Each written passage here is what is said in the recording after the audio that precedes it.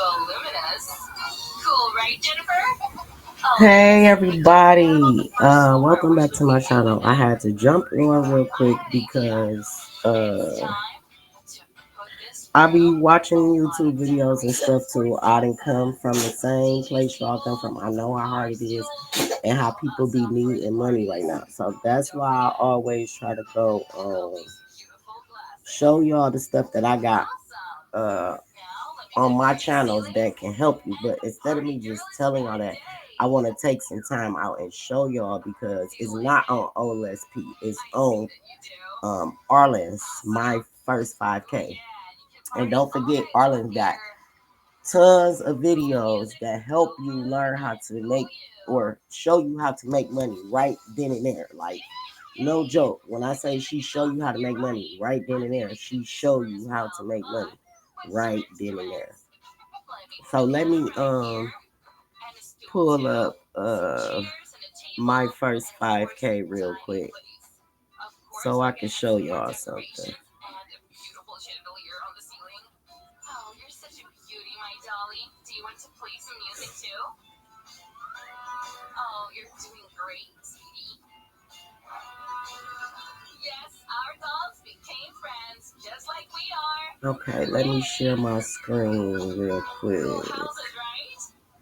Guys, how do you like our houses? Please write in the comments. And like for moms out here, like I get on here at night because I don't want my daughter in the background with all that noise. Like, see how you can hear her, but you can't see her. YouTube don't want kids in the videos. You know what I'm saying? So if she was in the video, I wouldn't be able to share this on YouTube because people can see her. And then it's too dangerous these days to be having your kids on video. So once you sign up, for people that might already be pending, this is a good head start for you. For people that's looking for money right now, this is a good head start for you. And people that's just looking to try to create your own income. You're trying to make your own business, because what I want y'all to know is affiliate marketing is not just affiliate marketing. You still creating your own business regardless if you promoting other people's products or not. No, I am not using a teleprompter. Teleprompters help you say stuff in your own words. You just putting it on the screen and making the words go up so you can read it, and you don't have to sit here and think about things that you want to say to people. So I'm going, what the rappers say, freestyle, okay?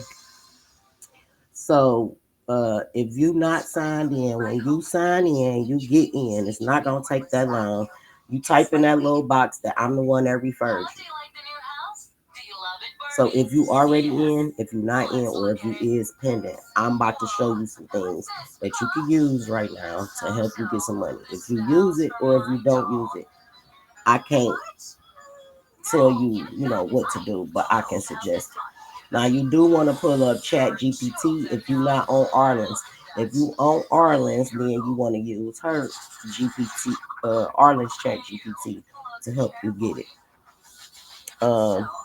You can also make money selling prompts. Arlen show you that. She got the prompt in a box. You can buy that on my site.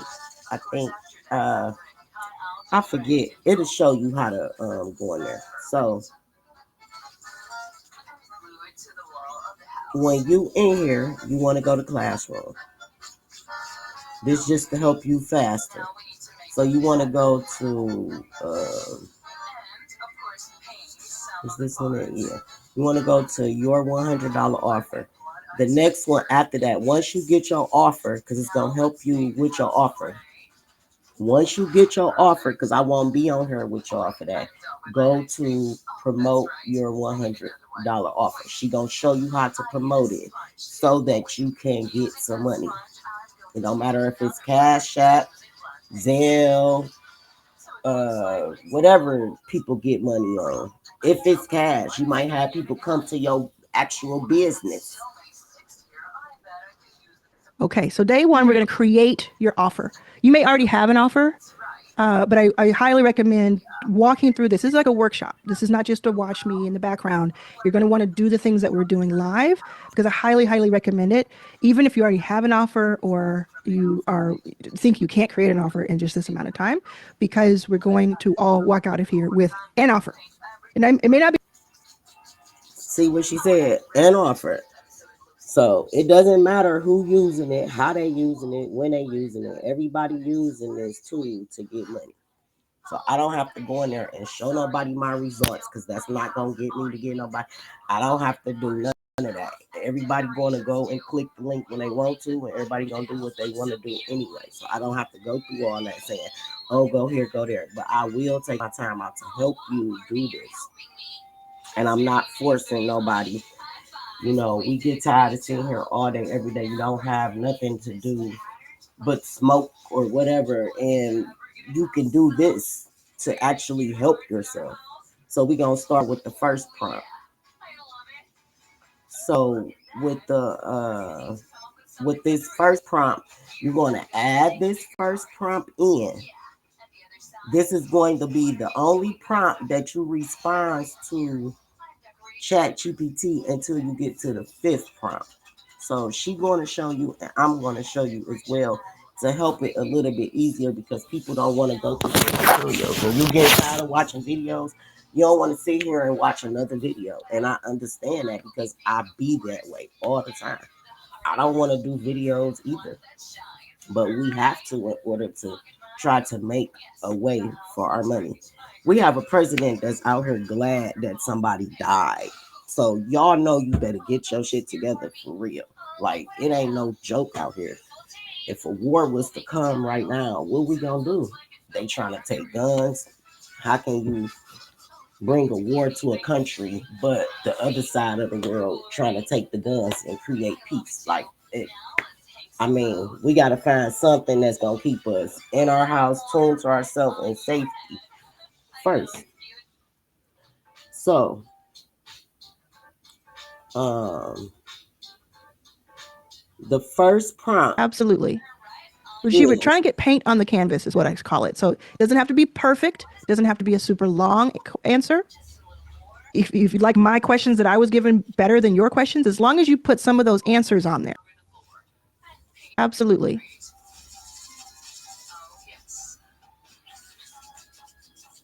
Prompt one on the screen. okay. So, the first prompt is what are 5 reflection questions that will help me find things I figured out in my life, not as an expert, but from real experience? So that give you time to be able to pause it, pull the screen up, type it in Chat GPT. This will be the first prompt that you add in there. I'm gonna give you some time to do this. I have done this video like 4 or 5 different times, and it only was on live. So now that I got restreamed, I can sit here and make this record, and all I have to do is worry about just putting it back out there for y'all one more time. That's why I'm so frustrated.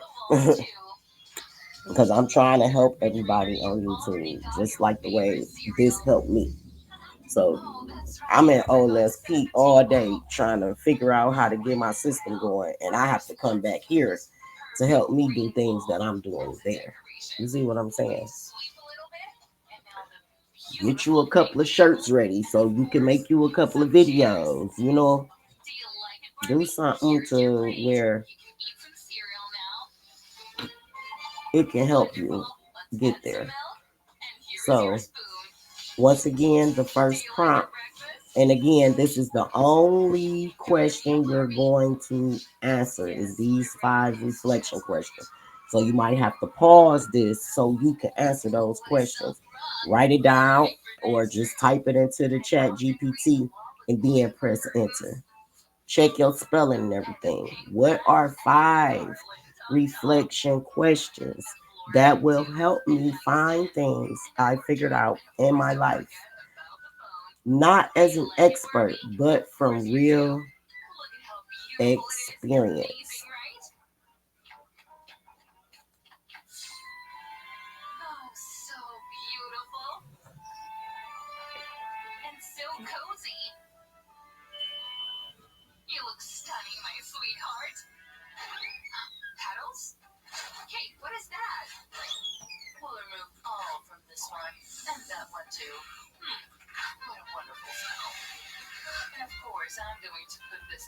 Okay.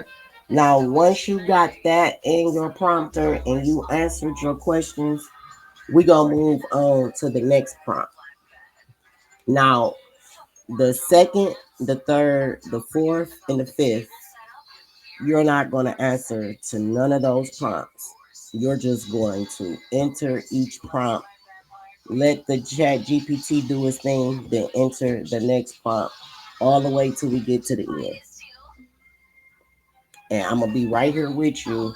It's just I'm not showing that screen because it's not easy for me to go and keep jumping back and forth to the screens. But for people that don't know how to use Chat GPT, I can show you how to use Arlen's. I think. Let me see. I think it'll show me without having to switch screens.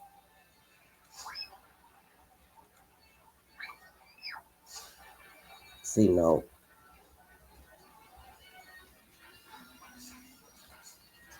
it's not showing me without having to switch screens. So uh let me stop this screen share. Uh-oh. Oh, I can add two of them. Oh wait, let me see if I can add two screens. I'm sure my device can handle it. No, I'm not sure if my device can handle it. So we gonna stop this screen, and then I'm gonna share the other screen so I can show y'all. On any if you're using Chat GPT or if you're using Arlen's GPT, any GPT that you use, you want to start right here. Can you give me five five reflection questions? And keep going because now I'm about to go because I don't remember what it was. What's the excuse me, what's the prompt?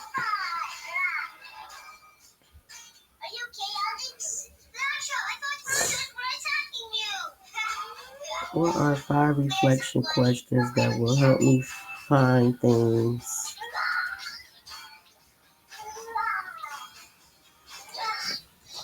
that will help me find things?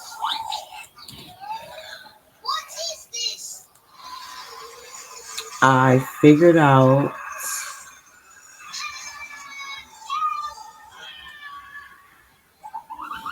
I figured out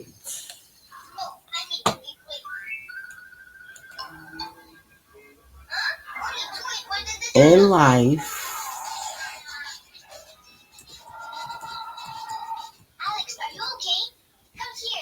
not as an expert. And yes, people, the prompts that you use in Chat GPT is very important. Hmm.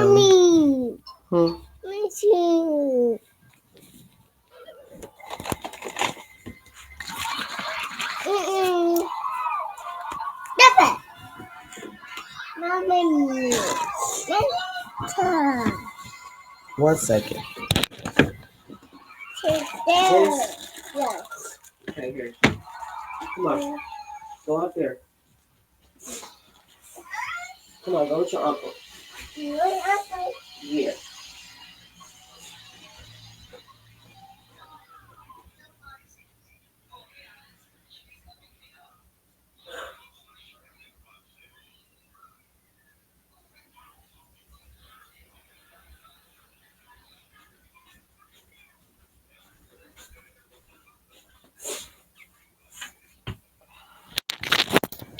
I'm sorry about that, y'all.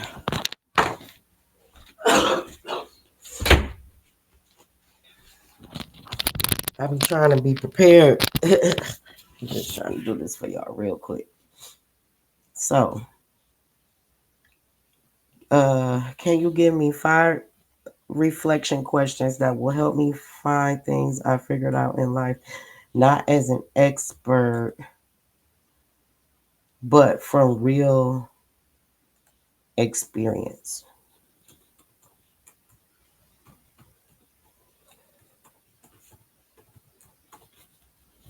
And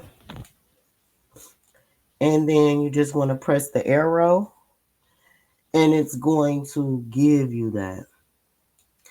The reason why I like Arlen's when it comes to the offer is because it's going to simply lay your offer out for you. So I don't want everybody to think that I'm just saying, oh, click on my link just because. No, it's free. I'm not getting $1 out of this. For real. All I'm doing is using my time to tell y'all something. It's going to only help you, not me. It's helping me because I'm also learning while I'm with you. But this is to help you and not me. And I understand, what everybody is going through. Even if you're not having money issues, you still need more money. And that's just as simple as that. So let me go back and share my screen so that uh, everybody should have the first prompt in there. I'm hope that I'm explaining this um, in the right way for you. I hope that you're getting the understanding, and I'm hoping that this is helping you. And yes, all this YouTube stuff I learned from Arlen, so I'm sorry if it give off that vibe.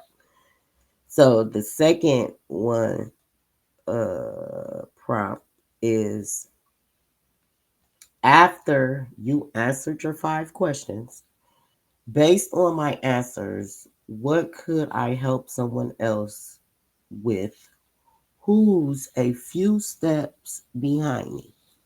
So it's being an affiliate marketer, being a business owner, being an entrepreneur, any way that you're making money on your own. You want to be a few steps ahead of a person. You want to work with somebody that's a few steps ahead of you. And you want to work with a person that's a few steps behind you. Because a lot of people you're going to be getting going to be just a few steps away from you. You're going to be able to help them like I'm am to help you. Like it's so close with me. Like I'm broke too. I need to do the offer, but I don't want to do that offer. The offer that I want to offer has nothing to do with affiliate marketing. I don't want to go on there and say, "Oh, I'm doing affiliate marketing. Buy my system for $7." No, this is $100 offer that I want to do. So I want to have a good offer, and I want you guys to have one too. So after you enter your 5 reflection question, your answers to your 5 reflection questions, then this will be the next prompt that you add in. Because we're gonna make this fast. It shouldn't take that long. Then the third prompt is give me 3 simple $100 offers I could create based on that, something I can deliver in 1 hour or less. And don't forget, if you have to pause through every little word, do that. It doesn't matter how much it takes for you to get to that point, you're just still getting to your goal.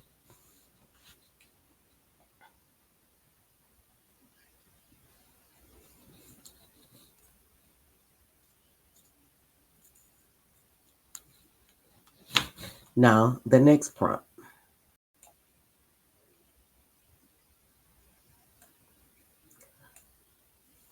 is prompt 4. Which of these offers is the easiest one to start with and why? Now remember, prompt 2, 3, 4, and 5, you don't answer anything to Chat GPT or Arliss GPT.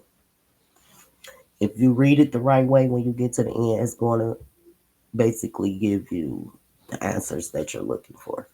And if you don't think that Chat GPT know you, it do. It be all in your business. Like if I use this Arlen's Chat GPT for too long and it take up too much space in her space, Chat GPT gonna show up and take over that. I can go in my Chat GPT and see her information that I put in here. The information that I put in her Chat GPT on my Chat GPT.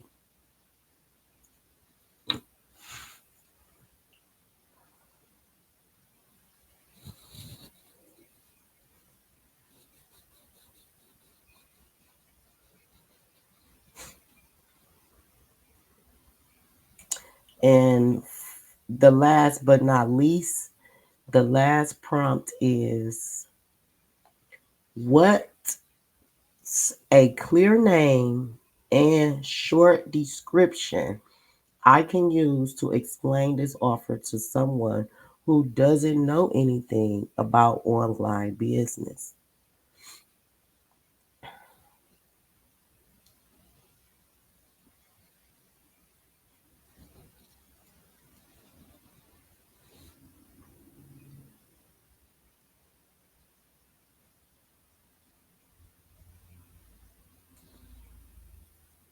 Know anything about online business.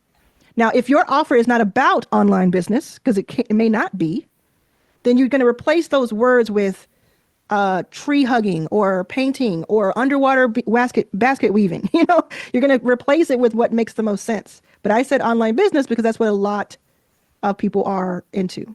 Now, doesn't know anything about who.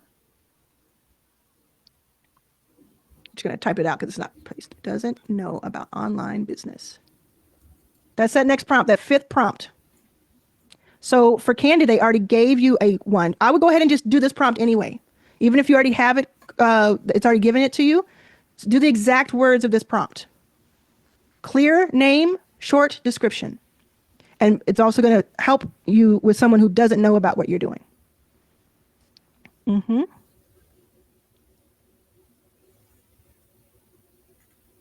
Okay, I'm going to go back to prompt 4. Actually, I'm going to go through all of them, okay? I'm going to start with all of them, just so you can have it, because people came in at different times. I'm going to go through these quickly, just so you have them. Again, the replay will be available, so you can go to the replay. Prompt 1 is, what are 5 reflection questions that will help me find things I've figured out in my life? Not as an expert, but from real experience. And again, I'm going to go through these fast now because we did spend so much time on them. And you can just write a note to yourself. Okay, the first prompt was about 5 reflection questions. Okay, I understand that. Prompt 2 is based on my answers to those questions, because you're going to give the answers to those questions and you're going to press return. What could I help someone else with who's a few steps behind me?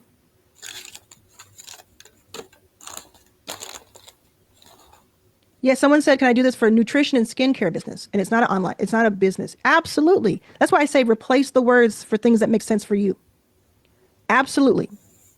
So prompt 2 is based on my answers, what could I help someone else with? I'm just going over the prompts. I'm going backwards to go over the prompts so you can just have an idea of what they said if you came in later. Nobody's late. Prompt 3 was, give me 3 simple $100 offers I could create based on that. Something I can deliver, I can do in 1 hour or less.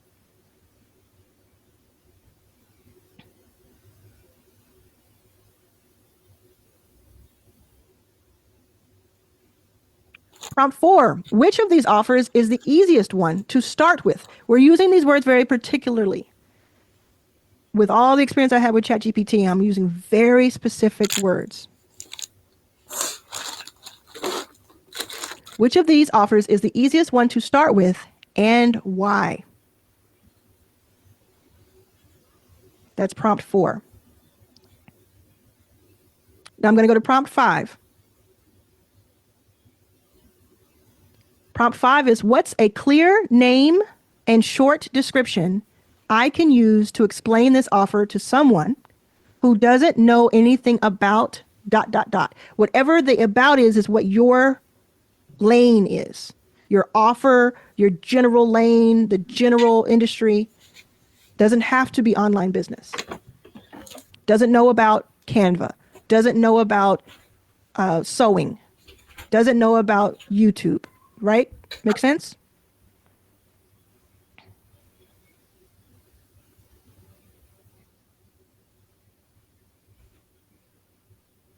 So let me know what you've come up with. This was originally going to be in the chat, but we're going to put it in the Q&A. What have you come up with?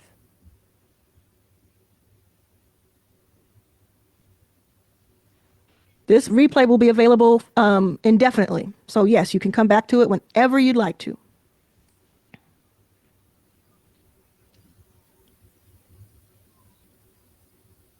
Thank you. You all are putting these in the Q&A, looking awesome. Woo! I am fascinated. I am fascinated by these.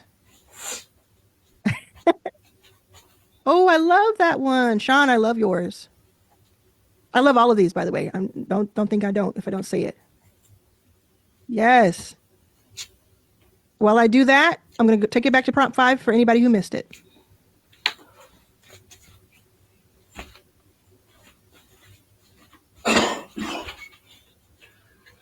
Prompt 5 is showing on the screen right now.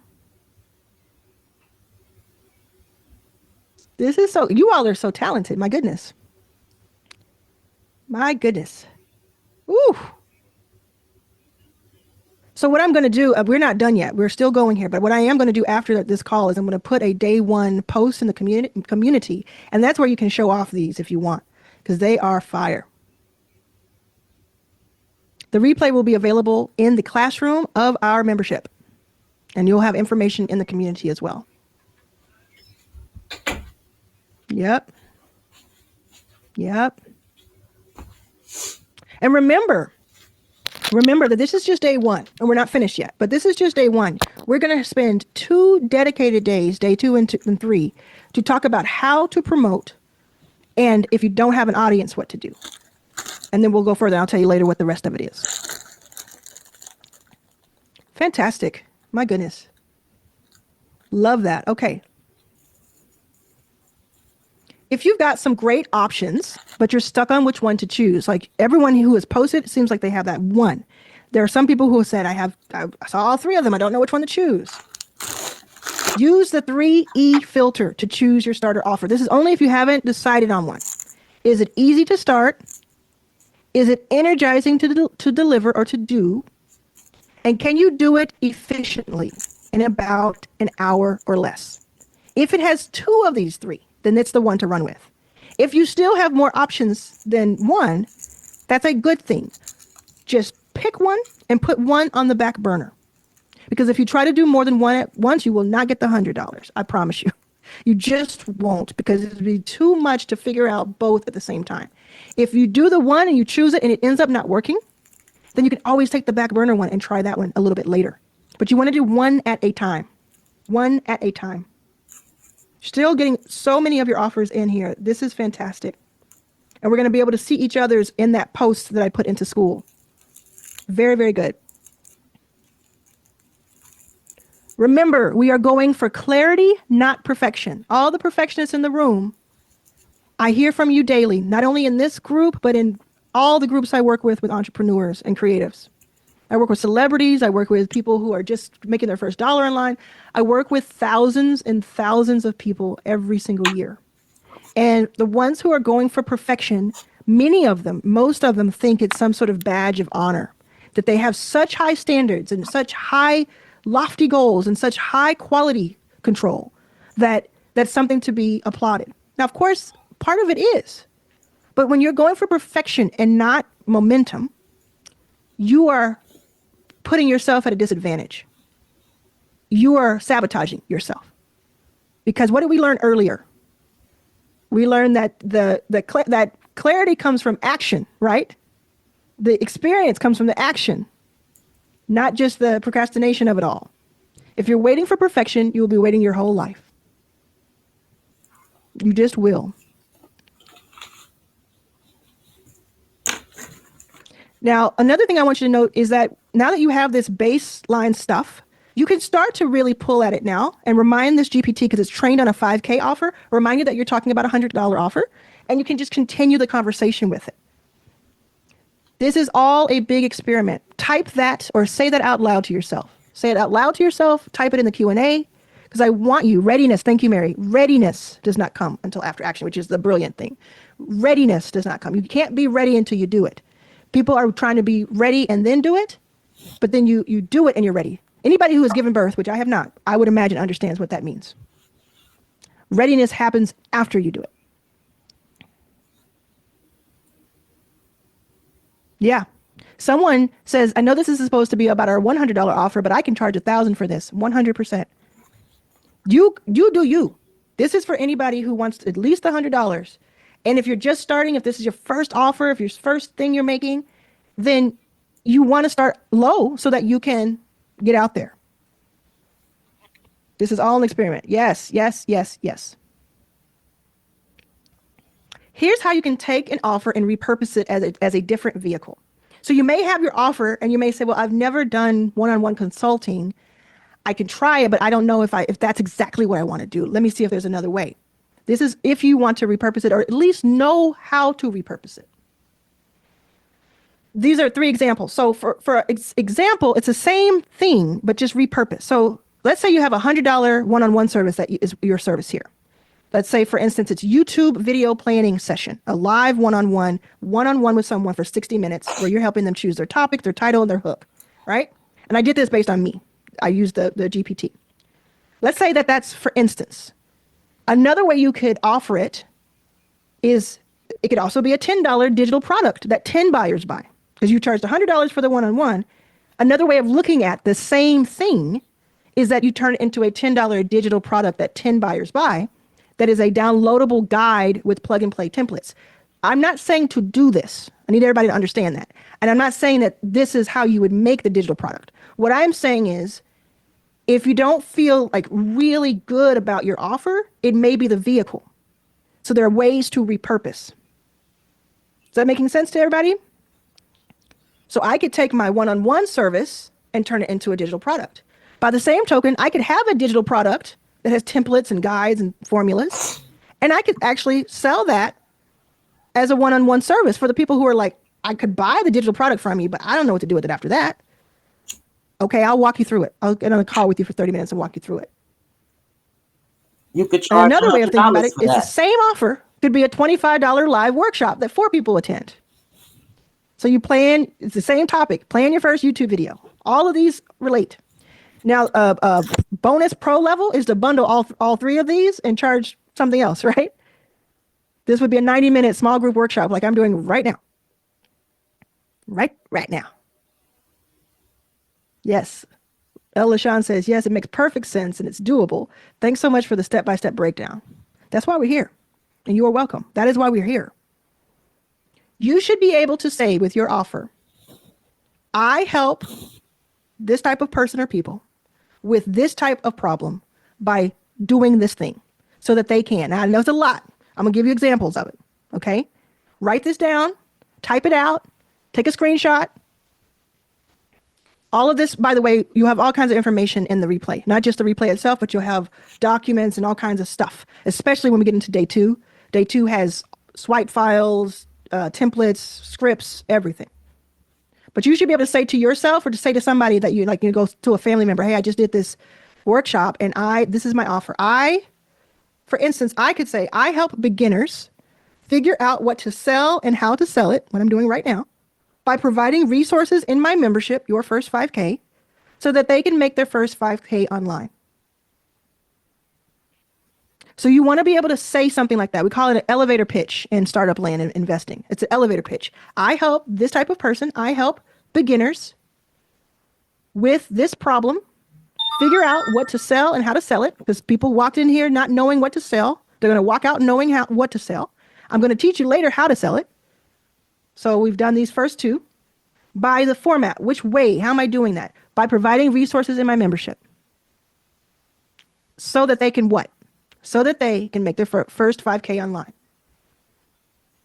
So you want to be able to do that. You can do that now. You can type that out now and put it in the Q&A, or you can put a note to yourself to figure that out for the rest of the day based on what you're seeing here. And remember, this is not in stone.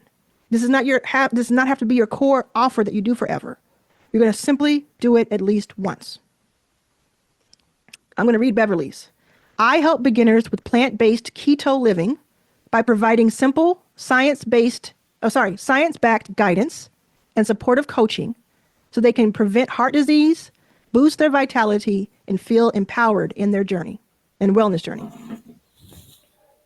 Okay, Beverly. Of course, the GPT can help you with this. You can put this prompt in and say, tell me what I should say with this offer.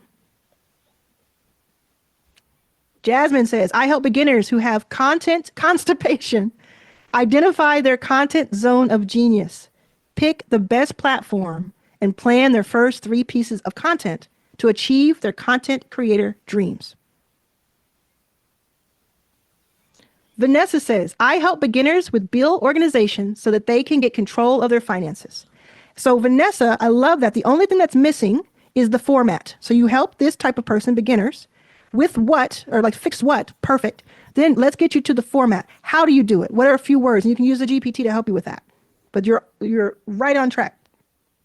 Sean says, I help everyday entrepreneurs skip the tech overwhelm by delivering ready-to-use digital tools and marketing blueprints so they can launch smarter and profit quicker without starting from scratch. I'm going to read one more, and I'm going to give you a moment of silence so you can work on yours. I help LaShawn. I help neurodivergent families prepare for real travel, starting with stress-free practice flights, hotel stays, and cruise ship tours. Stress-free. Love it. So good. So good.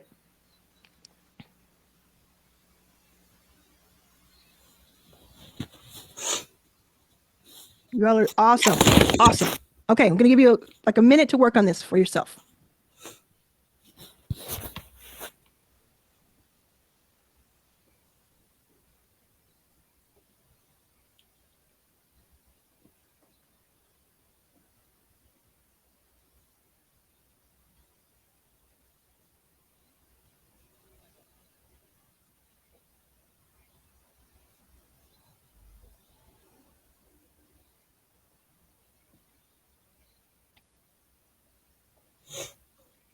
So proud of y'all. This is so good. Right. Y'all are doing good. Yes. Like you Put could my just answer back on spell. the screen Yeah. as an example.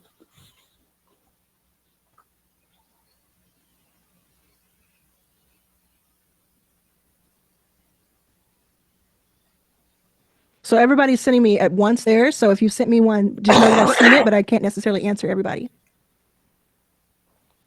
And we're gonna keep going. We got more. We're almost done. We're about 80% complete. You all are killing it. Leslie says, I'm grateful for this. I'm grateful that you're here. Right, killing it. What's the other Yes, one? I want everybody to walk out with an offer, whether or not, you have an audience or anything. We're not worried about the selling of it yet. We're not worrying about the promotion of it yet. We're simply worried about, do I have an offer? Do I have an idea for an offer? Do I have a germ of an offer? Okay, looks like a lot of people have put theirs together. If you haven't yet, you can continue working on that on your own throughout the day or the evening. I'm going to move on to the next page. Fantastic work so far. This is more examples. I help moms with busy schedules stay on top of laundry by creating a weekly routine so they can feel less stressed during the week. That's a good example, right, that I have on the screen here. Or I help college students with managing their time by using a simple planner system so they can keep up with classes and feel more organized. Paula said, all this time I have been using ChatGPT. I never thought to use it this way. And Beverly says, I need some of these offers. Yes. Okay. I help new dog owners with potty training by sharing what worked for my puppy. So that I don't know if I have that. Oh yeah. So they can avoid stress and clean floor and have clean floors. I typed this out manually, so I messed up there. Okay. I hope you have your test offer, and I haven't used that word yet, but I'm calling it the test offer because, again, it does not have to be your core offer. But it sounds like a lot of people have found something that will become their core offer at different price points. We're starting with that 100. Now, by the way, this offer could be $30 or $50 or $75. It doesn't have to be 100. It could be 97. We just learned that from Gail. It doesn't have to be 100, but this is to get that first $100. So day 2, are you ready to see what the rest of the week looks like? Let me know in the Q&A chat. Day 2 is Monday, tomorrow, May 5th. And we're going to learn in the same way we did today, where we just went step by step by step. We're going to learn how to promote your offer from scratch. Not only that, but I will provide you with scripts, with templates, with swipe files, with all the things that you can copy and paste, or you can read from on a video, or you can put without your face being shown. Everything you can imagine, I will have for you tomorrow. Same time every day will be 1 p.m. Pacific, 4 p.m. Eastern. That's day 2. Day 3. What do I do if I don't have an audience at all? Because I know you're asking yourself that question. What if I don't, like, this is great, I have an offer, but who's going to buy this from me? I'm teaching you how to promote it. And then the next day I'm going to teach you what to do if you have no audience. Thank you so much, Mary. I appreciate you. Thank you, LaShawn. I appreciate you. Okay. If you missed any of this, we're still going here, but if you missed any of this, the replay will be available shortly in the classroom. And I'm also going to do a post about it. Day 4 on Wednesday, we're going to learn how to actually make a sale. So there's promotion and marketing, but then there's the actual conversion of a sale. Like, how do I get someone to actually pay money? And that's going to be really interesting. And it doesn't matter what the price is for you. You're going to learn something on that day. Anybody excited for day 4? Tell me what day you're most excited about. Day 5, to close everything out. Because by then, woo, you are going to be going. Believe me, don't want to miss any of this. Watch the replay if you can't make it live, because I know it's the middle of the week. But on day 5, we're going to learn how to build a simple system that sells while you sleep. And that may sound ambiguous, but essentially I'm going to teach you all the things that I do, that once I get a good offer, and then I get product market fit, where I know that the offer is something that people want. And then once I sell some of it, this is what I put into place, the system that I put into place that makes it repeatable, that makes it, and it's not all passive, but a lot of it can be. So it's like, oh, I got 100. Because what I hope happens this week is a lot of people tell me they made $100. But I don't want it to stop there, because this is your first 5K. You see. Okay, what days are we looking for? All of them. Okay. Day 2 and 3 the most. Day 2, day 4. Excited for all the days. Oh my goodness. Very cool. Day 5 is speaking to me. Yes. Day 4 and 5. Yes. I'm telling you. If you don't have the bank account amount you want, you can always learn something. Anytime I have to question myself, I say, ooh, is it worth it to join this thing? Is it worth it to go to this conference? Is it worth it to have a coach, to pay somebody to teach me, to spend 10 hours on YouTube learning? I always say, until my bank account says the exact number I want it to say, it's worth it. Right? Am I lying? Oh, it's giving you so much hope. That's the biggest compliment you can give me. So the next steps for everybody here is you're going to work with my custom GPT to complete anything you were not able to finish on this call. You see what I'm saying? Like, if you came in a few minutes after we started, or if we were moving too fast, or anything like that technically wasn't working, anything like that, you're going to take what you've learned here. You're going to also have the replay, and you're going to go right back in and complete it. Don't let yourself sabotage yourself by saying, oh, I didn't catch it in live, so I'm not going to do it. We got 4 more days. You want to have your offer. The other thing you're going to do is you're going to leave a comment in the day 1 post that I'm going to put into the community. I do not have it yet. It will be up in just a few minutes. You're going to leave a comment. You can put your offer. You can say what you liked about this call. You can say what you're looking forward to. You can give, other people some praise on their offer, but that's what you're going to do. And I want you, most importantly, to give yourself some credit, because you did a fantastic job. A fantastic job. Beverly says, I feel less imposter syndrome when I hang in your groups. Yes. Yes. Yes. Lisa says, before I joined school, I paid for a profitable offer strategy, but I don't know how to implement it. God bless you, Arlen. I'm just where I need to be. You are so right. Awesome. Awesome. And a lot of times people will come to me and they've paid other people like thousands of dollars to be in the programs. And I have programs that cost thousands of dollars. So I'm not knocking that. But a lot of times either they get sold by somebody and then other people are delivering. So other people are like, you don't see that person after they sell it to you, or they just don't get enough information that helps them.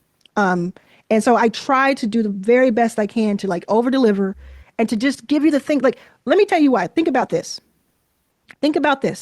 Okay. If there are 122 people on this call right now, some people have left, some people have come on. So maybe 150 total were live. Let's call it that. And another 150 people are going to watch it on the replay in the next week. And then potentially thousands will watch it over the next year.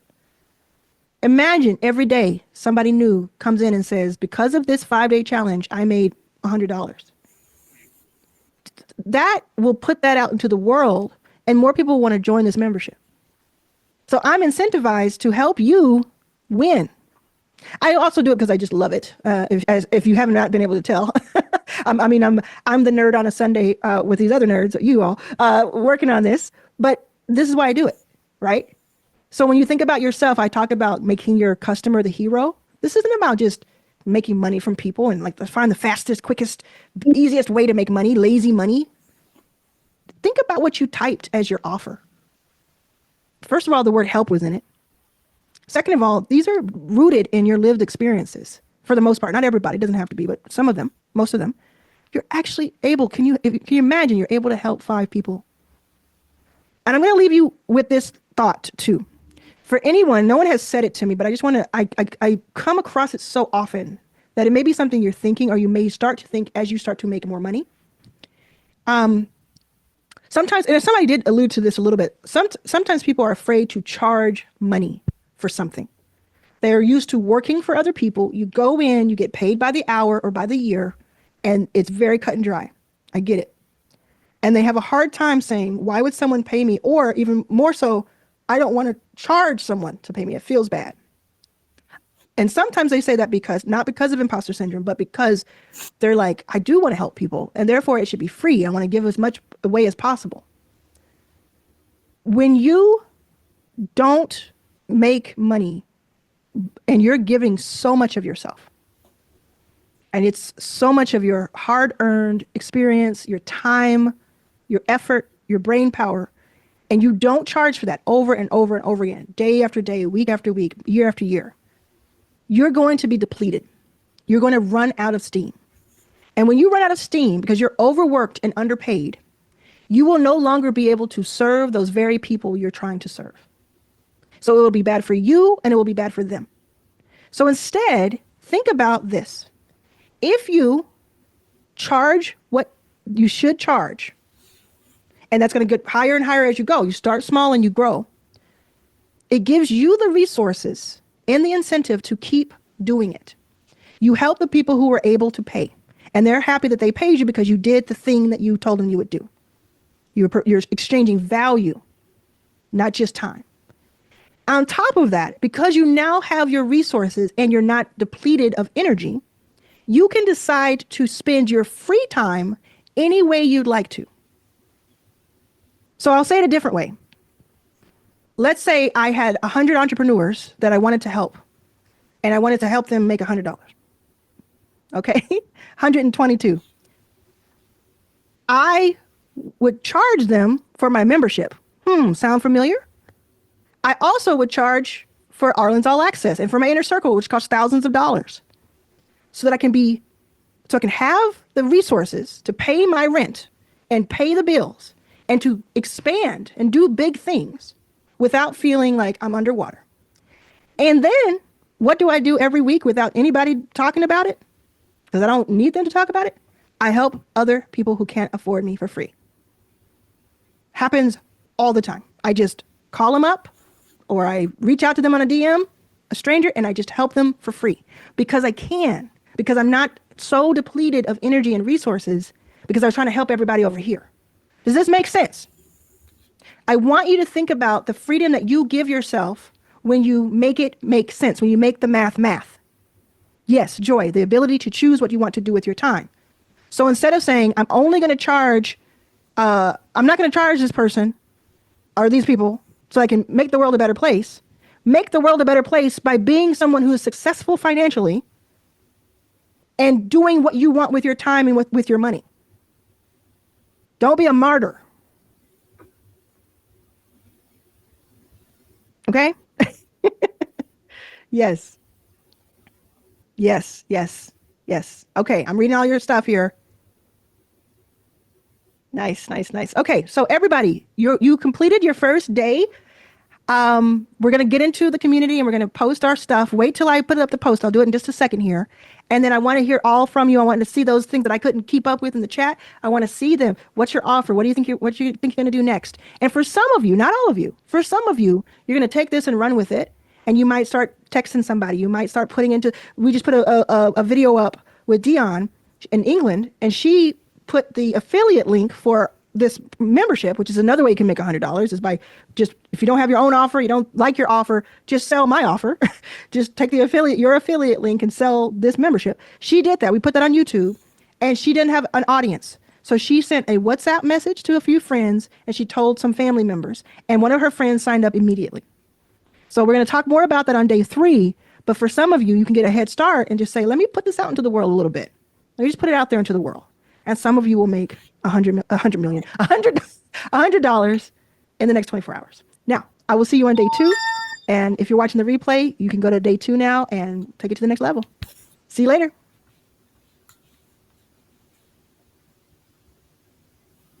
Thanks, everybody. Thanks for all the messages. I really, really, really appreciate y'all. Okay, so it don't stop there. All right.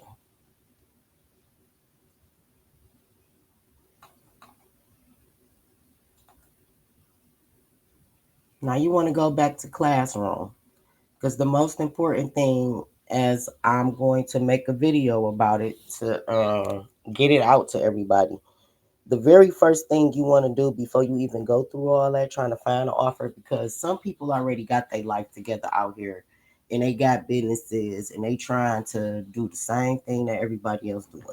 But for people that don't have that, you might not even have an offer. The very first thing you want to do is make your YouTube channel. It does not matter if YouTube don't take 4 months to pay you. Guess what? In 4 months, then you will have some motherfucking money. And one of my interviews, the very first interview I ever said, I told my cousin not to cuss. Guess what? I'm cussing. So let's go in here, because I've been wanting to go in here anyway. So we're going to do it together, because I don't even be having time to get on my Arlen's, because I be in my OLSP. So I don't want her to kick me out of here. Let's see. Watch this message. YouTube mini masterclass replay. I want to find the one to actually help you get your YouTube channel started right now. Your YouTube strategy is important. What to know before you start. It might be 2 videos y'all might have to watch. How to choose a YouTube channel topic. How to choose a YouTube channel topic is so easy. We just sitting here talking, and if it's something that you feel like don't nobody else share on YouTube, that could be your topic.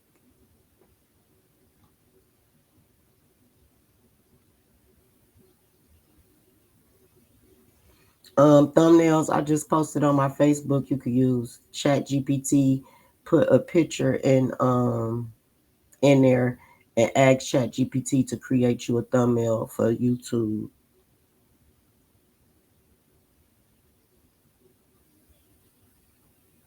I'm just hoping y'all jump up faster without having to figure out everything like I had to, because when I say I started from the free level, I did. Let's since I'm talking about starting your YouTube channel first, hopefully it's something in here. It's a lot of other YouTube videos out there that show you how to create a YouTube channel, and it's a lot of ways to learn how to create a YouTube channel. So I'm gonna put this on real quick. I gotta go. I'll be right back, so y'all can listen to this.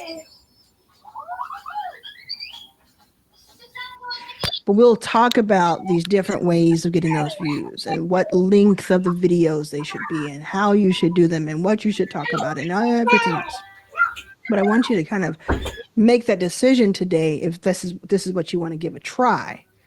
And then you'll see in the calendar section these different topics about.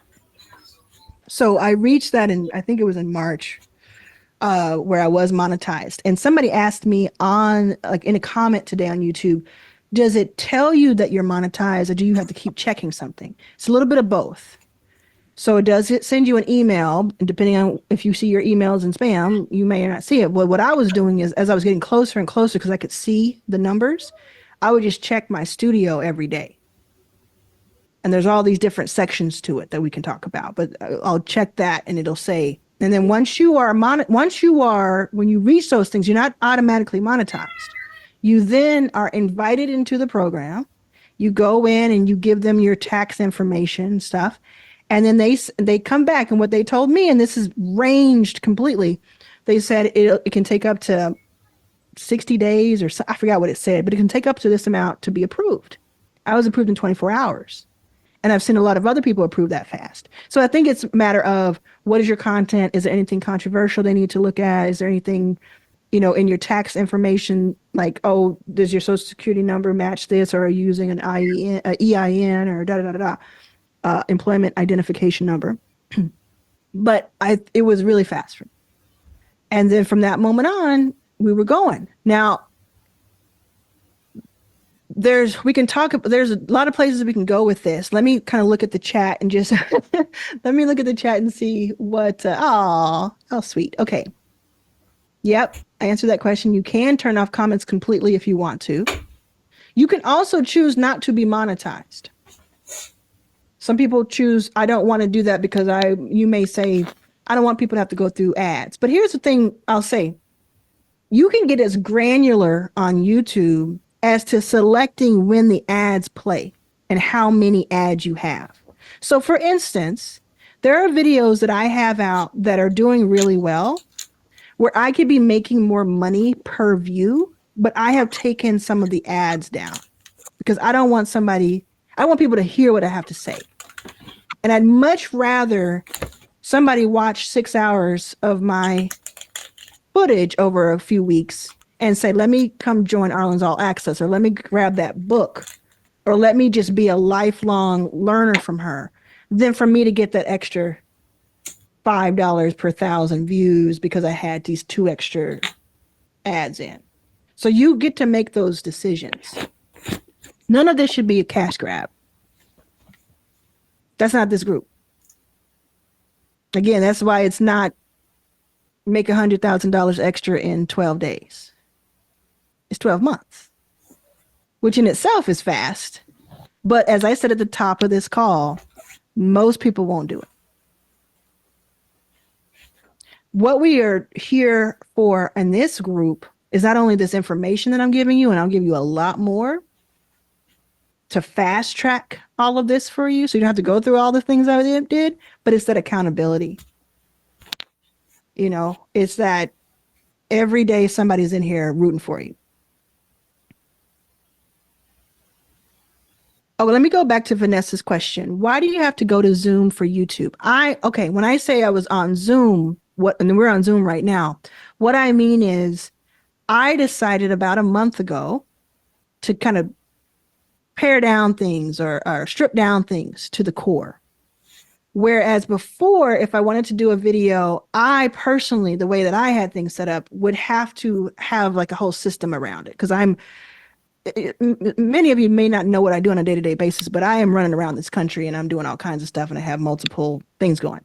And so it was like I have like a production team and I have a studio and go and do all these things. I would just have all these ideas that I want to get this information out. And it's 2:00 on a Wednesday and I'm not supposed to film until next Thursday in Atlanta. I don't want to do all that. I said, well, it's the information that's important. Let me get on Zoom and record it like I'm recording this right now so I can put the replay in. Let me get on Zoom and just talk to you. That's what I mean by going on Zoom for YouTube. And take this note down, everyone.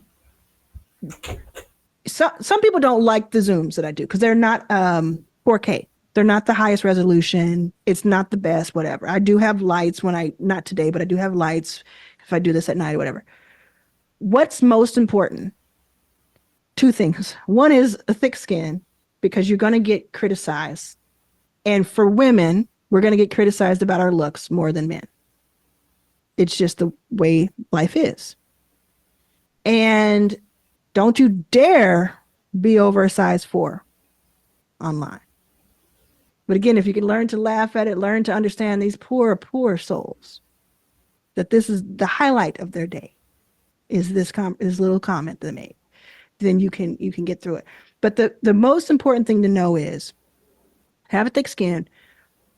Can y'all hear me? You need to be able to hear me. So on your videos, you can do this yourself. You can start, what's going to be fun is you're going to start seeing things in a different way when you watch YouTube now. It's like being a doctor and seeing little things, right? You're going to start seeing this video. Oh, this video is good, but I can't really hear them that well. It has been proven that a video, like, in studies, that if someone can hear you on a YouTube video, on this educational YouTube video or a vlog or that, they will stick around longer than if you look great. Let me say it the right way, but you look great, but I can't hear you that well. So if you had, it's just a bomb kind of setup you have the great cameras, because you can go out there and get those cameras. You don't have to go either studio or Zoom. There's a place in the middle, right? We'll talk about over time, which is this, DSLR. You'll get this camera that you can put in and do these different things. But if I can't hear you, if you cannot be heard clearly, people will switch off, and they won't even know they're doing it for that reason. So you have to think about this is why I have a microphone in I don't like this. Like, it's all like, yeah, but this is why I have that. So I'm okay with the Zoom being pixelated, especially because people are watching. 25% of people watch on their televisions on my channel. So they're seeing me real up close. They're seeing all the dental work that I need up close. I don't care anymore. But they can hear me. So that's why right now, look, I haven't even looked at this. Let me do this in real time and see. Let's see if I'm proven wrong. Hold on a second. Y'all see the studio again? No? Yes, we can see it. Oh, okay. People were shaking their heads. No. Okay. Let me try one more time. Are we in the studio? Yes. Okay. August, people watched 477,000 times. Okay. I haven't looked at this. I'm going to go to comments. Now, we may see some crazy comments, but I'm going to go to Held for Review. I'm still here because I say in there, say if you're still here with me. I love this. Learners, heart, check mark. Thank you for the insightful interview. I'm going to learn every single day. My soul, cheering crowd of my soul. Never give up. I am money. Thank you. I have become money. I am still here. Love the message. You become money. Gum is the code word to say you watch the whole thing. I'm still here. You become. Look at this.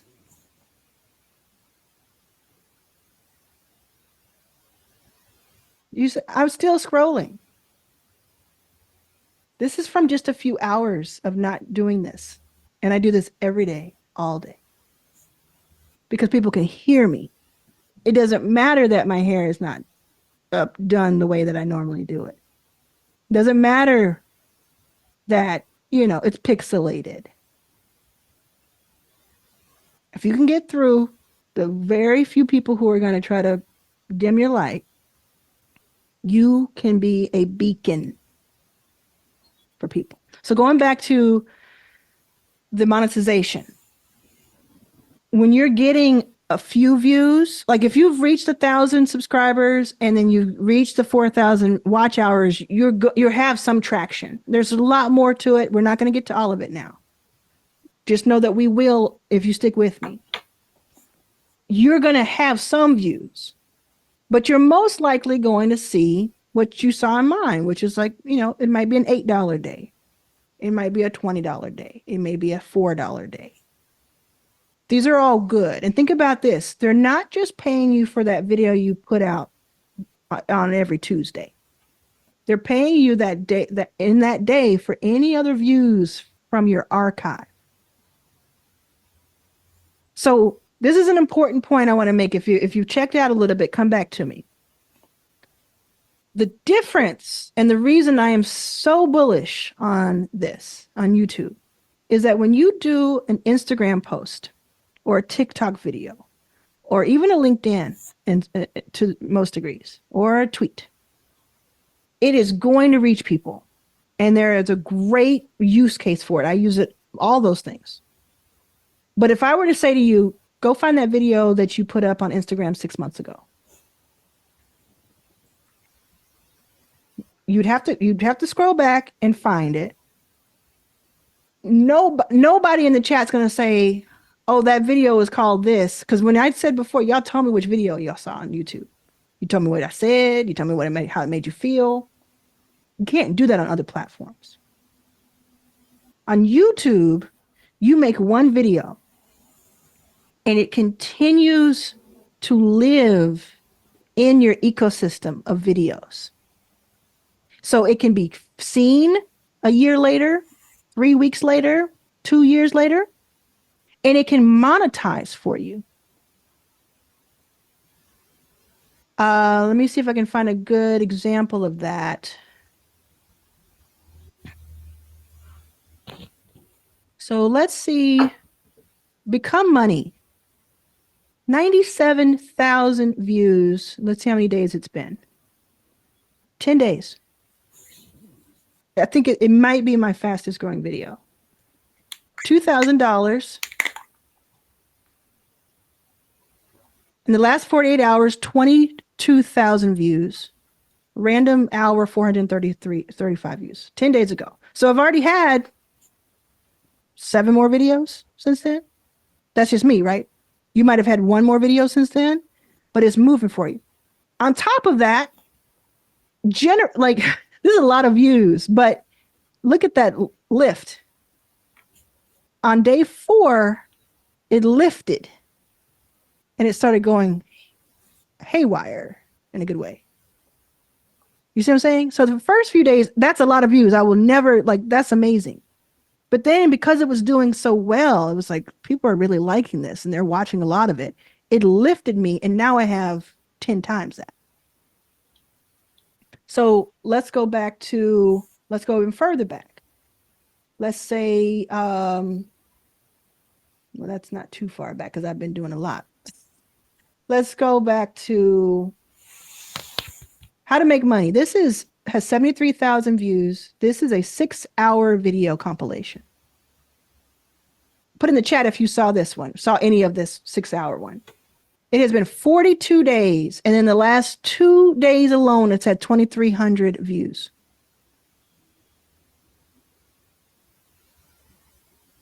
$42 views from 1 to 2 p.m. Pacific. I have not done anything to this. Have not touched it, have not looked at it, not worried about it. But it is still doing that because the algorithm says people are liking it when they see it. And we like things that are seen. We are YouTube. We're making money from you. We need you to make stuff that is seen. So that is, I think, probably the biggest takeaway that I need you to have today and for the long run is that when you're going through these moments, there are some people here who I've worked with already on YouTube, and you're getting 10 views. You're getting 40 views. You got 50 subscribers. It's slow.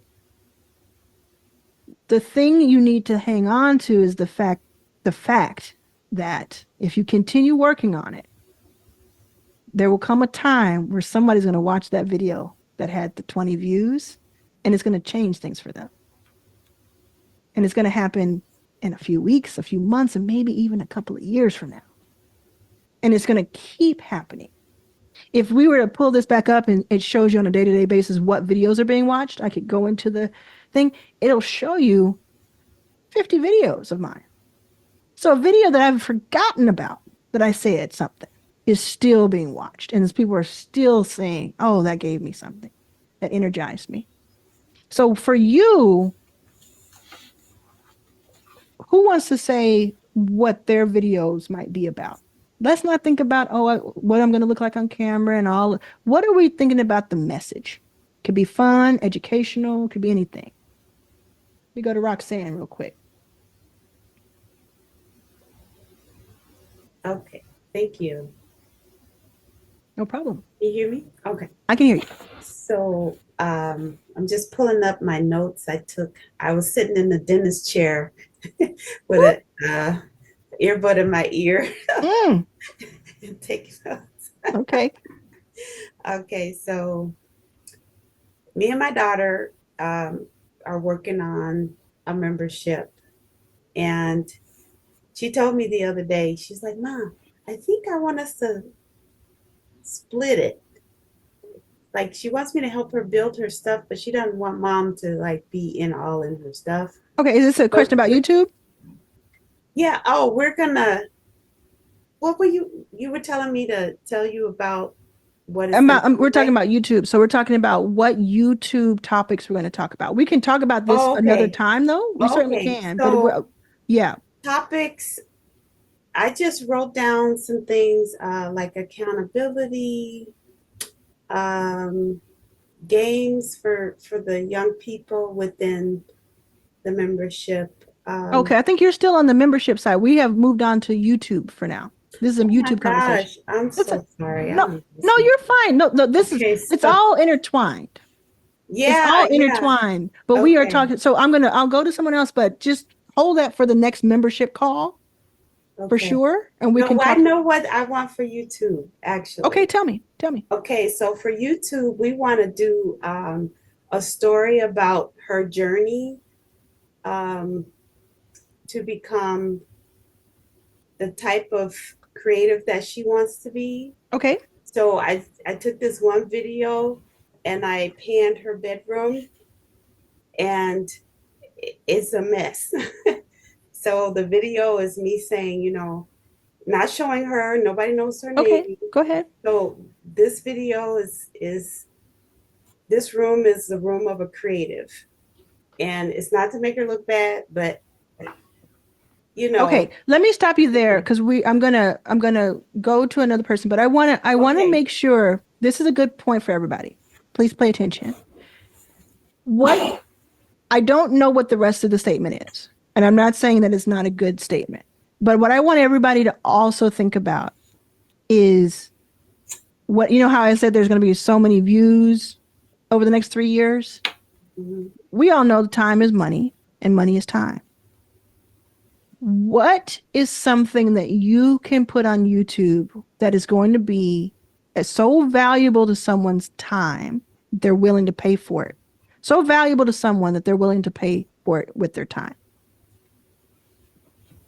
And so a lot of times what people do who are new to YouTube content, this is across the board, is they will create things that they want the audience to see rather than something that might help the audience that they're looking at. So again, anytime I take these kind of questions, I'm only hearing seconds of things. So I could always be off. But I think in the grand scheme of things, there's probably an even more granular angle to what you're doing that would be valuable.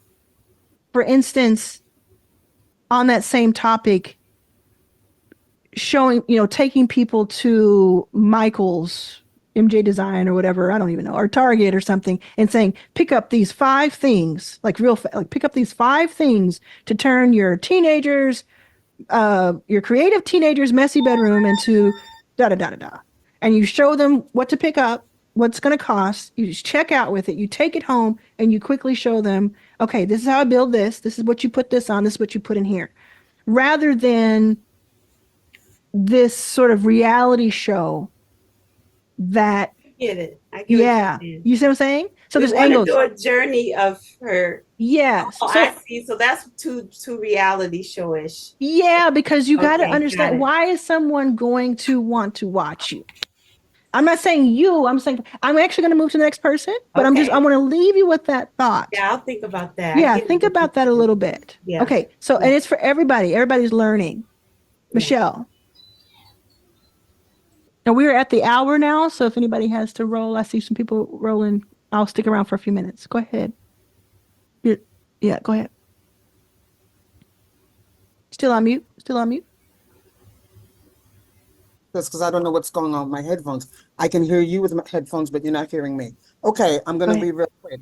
I've had YouTube since 2012, somewhere around there. Mhm. Lots of music, as I'm a singer and artist, blah, blah, blah, blah, blah. Mhm. But what I'm doing now is I want to do a turn around. I want to do motivational speaking on another level. That's where I'm going. So I'm going from the artist, moving that over to another place, right? Motivational speaking. I'm going to write the book. I'm going to use the book also in my YouTube in facets. I haven't like structured it all together, but that's the idea, using the book to capture my clients, because I'm not selling anything physical. I'm selling me. I'm selling what I can say. I'm selling what I can bring to you, what I can help you with, how I can Okay. motivate. Okay, so that's how I have to mix my new channel, or figure out whether leave all of my music stuff to one side, all the videos, and Okay. start fresh. Ready to answer? Ready to answer? Or is there a second question? No. That's Okay. it. So briefly, there's always takeaways in these questions, right? There's always takeaways that everybody can take with them. One thing is you are going to focus on one thing. Mhm. So even more important than on the membership side, you're going to focus on one thing in YouTube. That does not necessarily mean that you're going to know what that is with the first video. Okay. Your first 10, 20, 30 videos could be about different things, and you start to understand what you like to do and what people are responding to. Mhm. But at some point, you do need to find that lane you love that is working and just go on. For you specifically, Michelle, if your book is already written, the No. manuscript of it, okay, do you have an outline for it? No, we just made the deal of I'm going to do it. I'm Okay, going to great. put it in this So next as you build out your outline, Mhm. what you're going to do is what I did. I don't have my book right here readily, but what you're going to do is look at your outline of your book, and you're going to pull out a topic. And the theme of your YouTube channel, again, take it or leave it for whoever this applies to. The theme of your YouTube channel might be the book title. Mine's is. really your first million. Yeah. It is. But then the topics of it, if you see the different topics I have, some of them are pulled from chapters. Mhm. The top 10 videos by views on my channel have something to do with making money. Mhm. I thought it would be your first million, how to get your first million, da da da da. What it's turned out to be is how to make money, how to get paid, how to do this.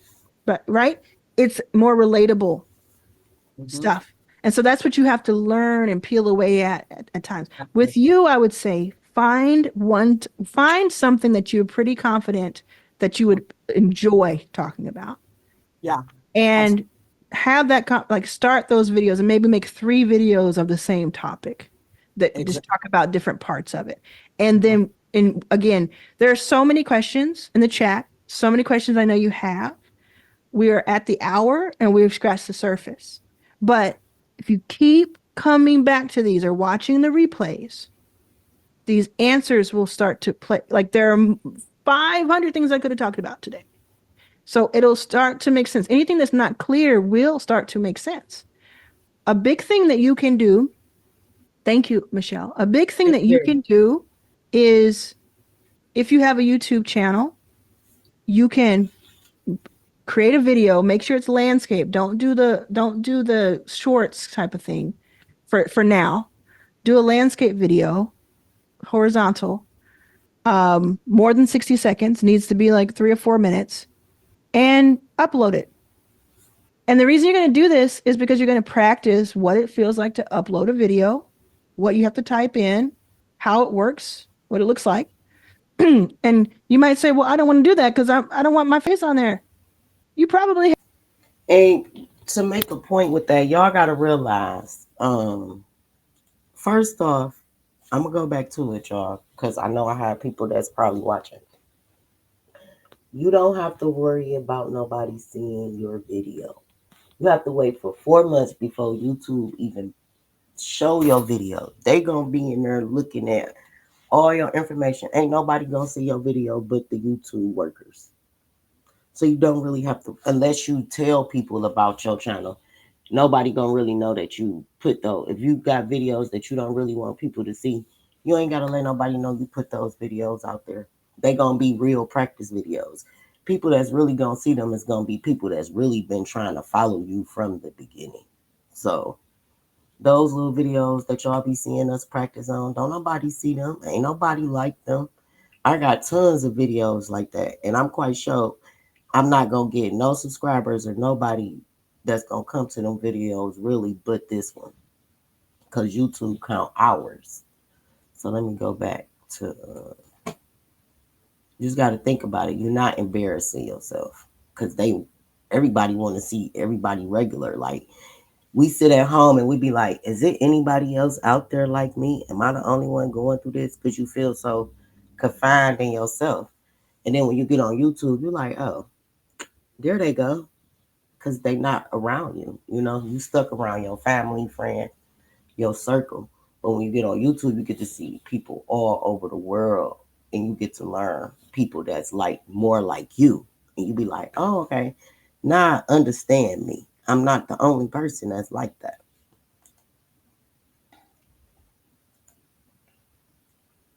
Have 2 subscribers. You're not going to go viral with this video. Let me tell you, this first video that you don't, if you are in the camp where you don't feel confident about it, you don't know how to do it, you don't like it, you're worried about it, you're not going to go viral. If you're in the camp where you love it, you're studying it, you're doing it, over time, you might go viral, but it's not going to happen. So you can start to train the muscle. If you do not have a YouTube channel, your next step is to start a YouTube channel. Start a YouTube channel. Give it a name. Start plugging some stuff into the profile, the about section, the logos. Doesn't have to be perfect. You can do this yourself. You can get someone to help you, work with you as a partner. You can go to Fiverr and have somebody make some visuals for you for $15. You can use ChatGPT to make some content, some, about section stuff. You need to tinker. You need to experiment. You need to get it wrong. You need to step out of your comfort zone. And if you're not ready, it's 100% okay. But if you're here to ask me, what do I do next? That's what you need to do. You need to step into the pool. We're taking swimming lessons, and the next step is to get you into the pool. We've been outside of the pool, and we have our rubber duckies with us, but now we need to step in. You need to feel the water.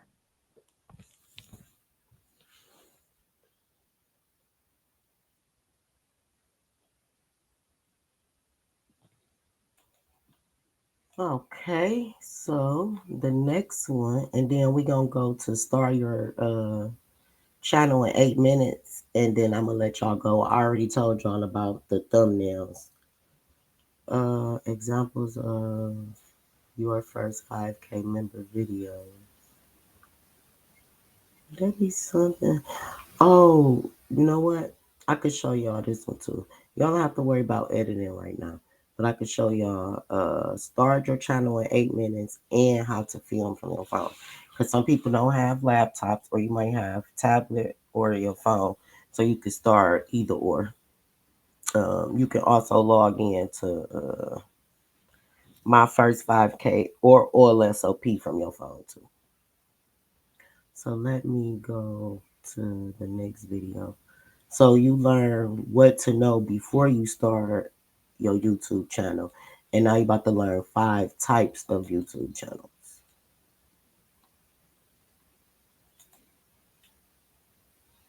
known for productivity content and his courses. Mark Rober, former NASA engineer, creating educational engineering videos, but in a very fun way. Sal Khan, the founder of Khan Academy. Tiago Forte, who is a creator and author who helps people build a second brain. And of course, people like MKBHD, a prolific tech reviewer who educates through detailed explanations. Here are the 5 business models that tend to work best for a professor creator type. First, online courses, and especially nowadays, things like cohort-based versions of those. Second, digital products. They might be ebooks, guides, or templates that you create to make things easier to understand and actually implement.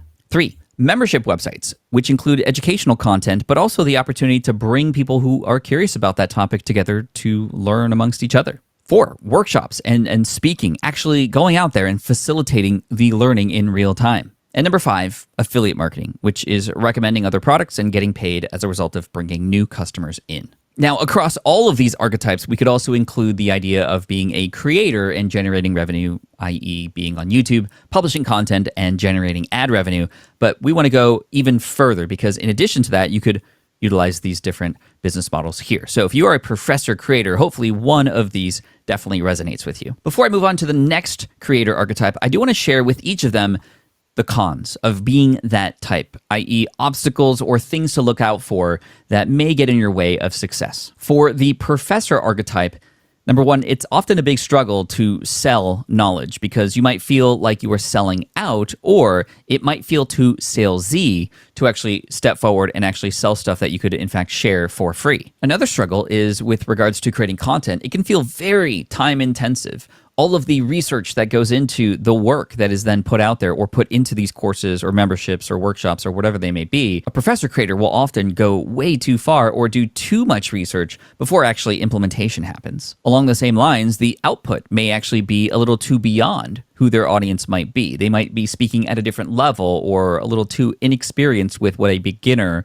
who's going through the same process might feel. Now, despite all that, the professor creator is incredibly valuable in this world. And we appreciate you because not only do we get to learn these complex things that you get to break down for us, but in many cases, we just get to go along the ride with you. As you discover things, we learn with you too when you create on the go. And that is really cool. Number 2, the performer. The performer thrives on energy, entertainment, and connecting emotionally with an audience. They're charismatic. They are expressive. They naturally draw people in because of their personality. Of course, a prime example of this are creators like Mr. Beast, of course. Lily Singh comes to mind, who became YouTube famous and then crossed over to traditional media. And creators like Hank and John Green, who, yes, are educators, but at the same time, we fall in love with their personality, who they are, and how they share stories with each other and the world. Now, one big advantage that the performer creator has over the professor creator is that oftentimes the content that is created, when done well, is more shareable and can reach a much larger audience. And as a result, growth can happen much faster on entertainment-type channels versus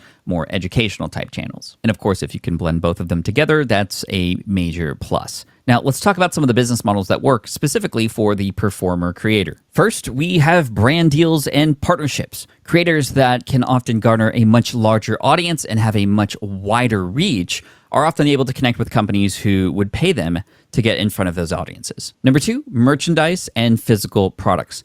People become fans of the person or people who are the performers. I'm reminded of a channel, How Ridiculous, who has a T-Rex called Rexy that often sells out in minutes when Rexy goes on sale. And of course, you have Logan Paul and KSI and their Prime drink, Mr. Beast and his Feastable bars, and more recently, people like Ryan Trahan and his candy company. Number 3, live events, one that I know personally very well because on my more performer-based and entertainment channel, Deep Pocket Monster, which has 1.5 million subscribers now, which is really cool, we host a live event called Card Party each year, and we bring thousands of people into a space to nerd out on Pokemon every single year. Now, I will say from personal experience that live events are a lot of work, even if you're working with an event company, and they're not often profitable in the first couple years, and I can speak to that from experience. But they are so fun in an amazing way to bring people together and to create even more loyalty and fandom for your brand. 4, premium entertainment content. This might mean more membership-based type stuff where there are exclusive videos just for members only or special behind-the-scenes opportunities, sort of the director's cut, if you will, only available to people who pay. right? It might also mean some more premium content like, again, Mr. Beast as an example, his recent Beast games on Amazon. That is premium material available on a platform. Of course, that's kind of a partnership deal as well, and he was paid millions of dollars, but that is, again, another example. Number 5, media company expansion. Here, I'm reminded of the School of Greatness hosted by my good friend Lewis Howes, who's able to, through his connections and his ability to really build true relationships with people, invite these amazing guests on his show to interview, and then he gets paid as a YouTuber and podcast host and somebody who is now an owner of a media company, which is pretty cool. Now, there are, of course, like with any archetype, some downsides, so let's go over the downsides of the performer creator. Oftentimes, this kind of content is not necessarily as evergreen as more educational content like from the professor creator, so as a result, you have to continually show up. You have to maintain a presence in order to continue revenue coming in. And that could lead to another downside, which is burnout. By just going too deep into it or overexhausting yourself, you could eventually get to the point where you can't do it any longer, or you just get sick of it. The other trap that I see a lot of performers fall into is they keep churning out the same kind of content over the years when audiences are changing their consumption behaviors. It's important to get a read on your audience, stay involved in the community to be able to adjust with them and not try to force your old content on them, but kind of keep up and create something new and exciting and fresh all the time. The next archetype is number 3, the engineer. The engineer creator is somebody who solves problems through systems, tools, and technology. They're analytical. They enjoy optimization, right? And their satisfaction, or perhaps your satisfaction, comes when you actually solve practical problems in unique and interesting ways. This reminds me of my good friend Bob, who has a channel at I Like to Make Stuff, a literal engineer who builds random solutions for random problems. And he and I actually did a collab together to actually build a recording studio in a box. And that was really fun. And then there's Diana Cowan, who is also known as Physics Girl. And because of her incredible experiments, the world grew to love her and got behind her when she was going through some terrible health issues very recently. The classic example are Adam and Jamie from Mythbusters, but it's not just people who do things with their hands and make things. They might be solving problems through coding or creating software. For example, DHH and Jason Fried, the co-founders of Basecamp. They've written several books over at 37 Signals to teach the stuff that they're learning and how they've solved their own problems and have helped made the world a better place by sharing those results. And somebody who I recently interviewed, Anne-Laure Lecomte, who wrote a book called Tiny Experiments. She's the founder of a company called Nest Labs, and she helps create solutions for productivity using different tools and methods. Now, one big benefit that an engineer creator has is their ability to see the problems that are interesting to talk about and solve in real time for people who can then see a result. And when you share that solution and people can see, especially on content like here on YouTube, the result of the thing you're doing, whether it's some wacky thing or something that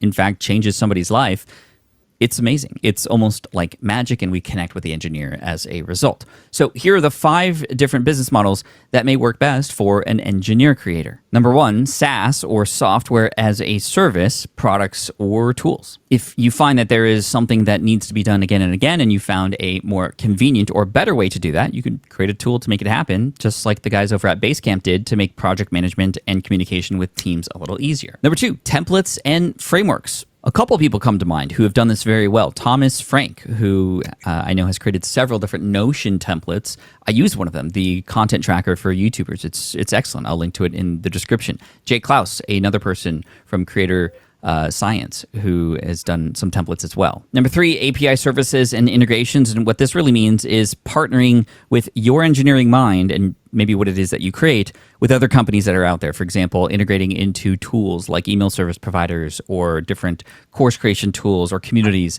Your special ability can be integrated into them, and you could do rev share or partnership model of sorts. That can work very, very well. Utilizing the power and even the reach of other brands to expand what it is that you have engineered yourself. Number 4, productized services. Now, what this means is something that you would normally have to do for somebody. Maybe you have a client and you're doing something for them. How do you productize that? How do you make it so that it's easy for you to just replicate that result for other people? For example, I know a guy named Brian Castle who productized his web design services. So at one point, he was designing new and custom websites for all of his clients. But to actually scale up and ultimately generate more money, he decided to just stick with 2 to 3 different templates that he would only have to change slightly for each new client. And thus it just became more repeatable, more processed, and of course made more money as a result. He was able to turn his service into now what was actually a product that people could buy and already know the outcome, generally speaking, about. And number 5, technical consulting. This is more obvious. That is, you might have some sort of specialty or expertise. Person needs it, you have it. Money. Creator archetype number 4. They investigate and they uncover things and insights that other people may miss. They're curious, they're analytical, and they love when they can discover hidden information and share it. Tim Ferriss is the first example. He deconstructs the performance and the productivity from world-class high performers, right? And you see it in his books. I mean, the 4-Hour Workweek is maybe the only anomaly. However, that was still pretty radical in his research and the biohacking and mental hacking that he was doing back then. But from Tools of the Titan to 4-Hour Chef and 4-Hour Body, these are all moments of sharing from things that he's then discovered through a lot of extensive research, analysis, and work. You have people like Peter Attia, who is doing extensive research on longevity and living longer. His book Outlive is really, really amazing. And I would even put Michelle Carr here into this category, somebody who investigates and discovers what it's like to work as a 911 dispatch person or a person in the FBI or a professional paintball player. She puts herself in those situations to learn and discover and uncover new things and share them with us. And she's also very entertaining as well. Now, because the detective creator can thrive when he or she shares this information, a lot of the business models involve the access to that information or how a person might consume that, right? So let's start with number 1, research reports and analysis, distilling all of the things that you've discovered and offering them to people who might find use for them. I know some people who are, for example, more mathematicians and people who do research on stocks and stuff, and they can understand and even see things that they can then offer to those institutions who might benefit from that extensive, deep knowledge about those topics. Somebody who I think is a great example of this is Neil Patel in the entrepreneurial space. Although he is teaching and educating, he's also doing a lot of research, actually putting things to the test and then sharing that information, and people pay, in fact, to get access to that information or at least subscribe to his newsletter, which I definitely recommend you do. Speaking of newsletters, our next business model is a curated newsletter. There's a lot of people too, and whether you're using a tool like Kit or some other tool to be able to do that, as long as the value is there from within those newsletters that come into a person's inbox, then it can be worth paying that amount to get access to that. In a similar way, communities and having access to that curated and distilled information can be very useful and provide an ROI for somebody who invests into that community. Number 4, consultations. There is value to the knowledge that you have learned and researched and discovered and distilled. And certain companies will pay for that understanding and want you to come in and actually teach this or actually become more of a go-to resource for them. Payment, which is really cool. And then, of course, number 5, like with examples we mentioned earlier from Tim Ferriss and others, books.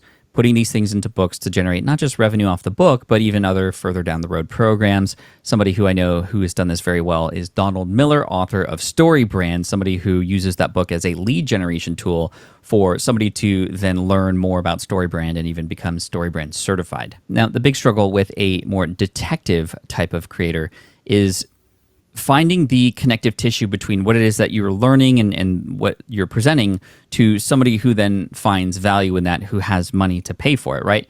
Yes, you can generate revenue through just sharing that stuff for free, but how might you package that information or those discoveries into something that, for example, a company would pay for through consultation or research papers? Similar to the professor creator, being able to share this in a way that is understandable and more wide-reaching is important, as well as the idea of being able to speak at the level of your customer. And of course, just the fact that you're doing this research means you have to do the research. It's definitely not passive, and research can be time-consuming for sure. Now, the 5th archetype that I want to share with you is one that is a little different from the rest, because this is somebody who might be multidisciplinary. So here it is. 5 is the Renaissance creator. The Renaissance creator explores multiple domains, and they have different talents that are useful or not useful in different arenas. They are versatile. They are adaptable. If that is you, you find joy in diversification of your thought and what it is that you do. Now, the big challenge for a Renaissance creator is in this world where you need to show up and become known for something, supposedly. It can be hard to become known for all things right from the get-go. Now, you can earn your way into this. You can start out by niching down, or as I say, riches are in the niches, and then expand out from there. This reminds me of a creator, Peter McKinnon, who was known as more of a performer / professor in the world of photography back in the day, who now is able to create videos about anything he wants because people have built a relationship with him, and he's a mind who is primarily well known as a incredible videographer and storyteller. But what he was telling stories about were related to a number of different things, from certain biohacks to certain productivity things he was trying out to now what it's like to raise a family. And I would actually place myself in this category because I do have multiple interests. I do many different things. I have an invention with my videographer, Caleb, I write and I speak, but I also am a performer on my Deep Pocket Monster Pokemon channel, but I'm also an educator and more of a professor here on this channel for future entrepreneurs. And I find that the struggle for people who fit into this category who have yet to get started is the indecision of which part of my life do I pick to focus on to build something out of. That's a very difficult and frustrating mind space to be in. And unfortunately, the more you think about it, the more time goes by and the less action you're taking, and you need to take action to learn. So in many cases, with students of mine who are, in fact, seemingly Renaissance people or creators, sometimes it's just a matter of flipping a coin or throwing darts just to have something select your first steps and your first go. And through the action that you take and the discovery of yourself through that, you will find your way to where you should go. And it only takes time, but it takes patience and it takes doing. I can speak from experience and even say, as somebody who is a seasoned entrepreneur who's generated millions of dollars over the years, still struggles with sometimes which direction to go down. So I've had to learn how to create frameworks and contain myself and my curiosity in a way that allows me to stay productive. And I put a lot of these things in my new book, Lean Learning, which if you want to check out, it's available anywhere books are available. And you can check out the bonuses available on leanlearningbook.com if you are able to pre-order it before June 3rd. But this is the way. It's something that's hard because we aren't quite sure who we are in the beginning. But as you take action, like I said, you will uncover what your next step should be.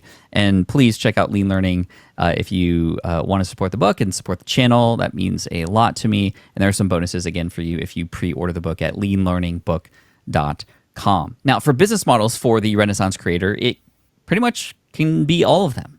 But a lot of times it depends on who it is that you're serving and what is your interest right now, and what is lighting you up, and where does your energy want to go? These kinds of things are important to read and understand, and it can be both a blessing and a curse to be a Renaissance creator who has a lot of things you want to get involved with. And to start, you need to pick one, but you could branch out from there. However, I know a lot of other Renaissance creators who find so much joy in just the one thing they've selected, they leave the other things for more hobby-like approaches versus more going all in for a business. So which one of the 5 creator archetypes best describes you? And no matter which one it is, just know that you are valuable and you have something amazing to share in this world. And it's only when you take action will we discover it. So go take action. Thank you so much. And speaking of action, hit that. Thank you. Okay. Now the next one is start your channel in 8 minutes.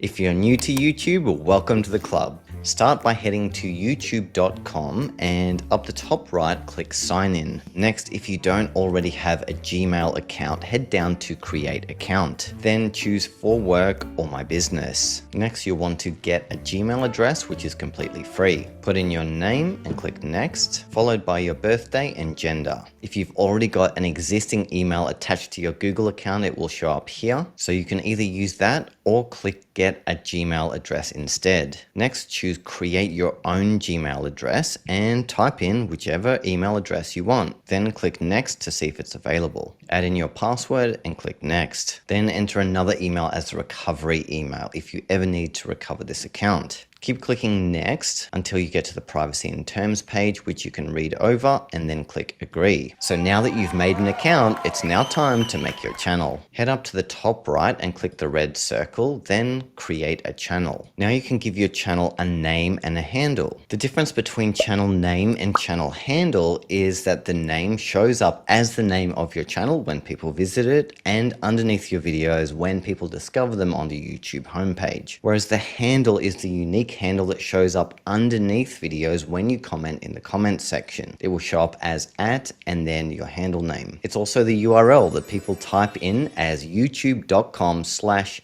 and then your channel handle. So try not to make it too long and complicated so people can actually remember it. The name can be literally anything you want, and the handle can be anything that is uniquely available. So if someone else already has the handle, unfortunately you'll have to think of something else. Don't worry, neither of these choices is permanent. You can always change them in the future if you need to. Next, you want to add a profile picture. So if you click this button here, you'll now be able to add either an image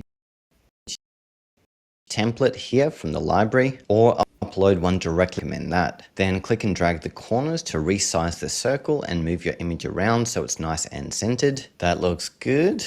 And finally, create channel. And here we have our sparkling brand new YouTube channel. Now it's time to change a few important settings underneath the hood. Head up to your profile picture in the top right, click it, and then YouTube Studio. Next, head down to settings, then channel, which is the second option, and feature eligibility. Now this step is really important because this is what is going to allow us to upload videos longer than 15 minutes and add custom thumbnails. To do so, choose the drop down under intermediate features, and to do this you'll have to verify your phone number, so click the black button here, then add in your number so YouTube can send you a verification code. Once you get it, enter it in and click submit. Next, we need to set some important upload defaults for every time we upload a new video. To do that, within YouTube Studio, head to settings and then upload defaults. And here we have what is essentially a template for what will show up every time you upload a new video. So you could add a title and description here, although chances are those things are going to be different every time. However, one thing you will want to change is your visibility. I'd recommend changing it from public to unlisted, which means every time you publish a video, you'll allow yourself a bit of time for the video to fully process and improve quality, as well as adding a description and a title and a thumbnail and so on.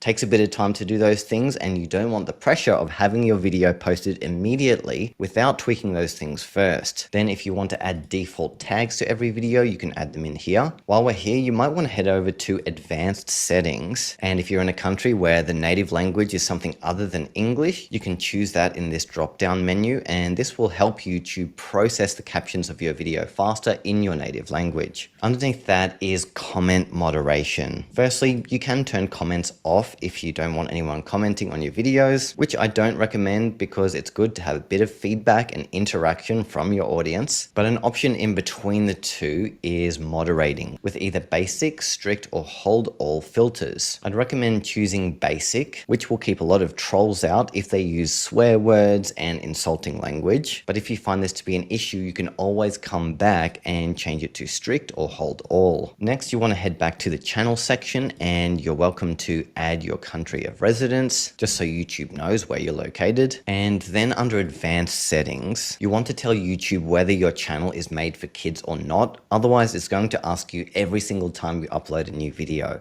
So this is another upload default. My channel is not aimed at kids, so I'm going to choose no. If yours is, you can choose yes. But again, this is something I'd recommend setting up front so you don't have to do it hundreds of times over. The final setting you'll want to know is here under permissions. And this is where we can add more people to the account if you want someone to help manage or moderate your channel. So if you click invite here on the right hand side, you can add a new user to your account and give them access to either manage, edit just the subtitles, or just be a viewer that can't change anything. This is a feature I use all the time since the automatic YouTube captions aren't always 100% correct. So I'll get an assistant to come in, correct the captions, and save them. So now that we've set a couple of upload defaults, go ahead and click save. Now you are so close to uploading your very first video. If you're stuck for ideas, feel free to download my 100 Viral Video Ideas ebook completely for free, which is filled with 100 high-performing templates that you can copy-paste. Before you post a video though, there are some essential branding elements you may want to add to your channel to make it look prettier. So here in YouTube Studio, if you head to the left-hand side and click Customization, this is where we can edit some key design points of our channel, starting with the banner, which you can upload here. Just keep in mind that YouTube banners need to look good on multiple devices, including TVs, phones,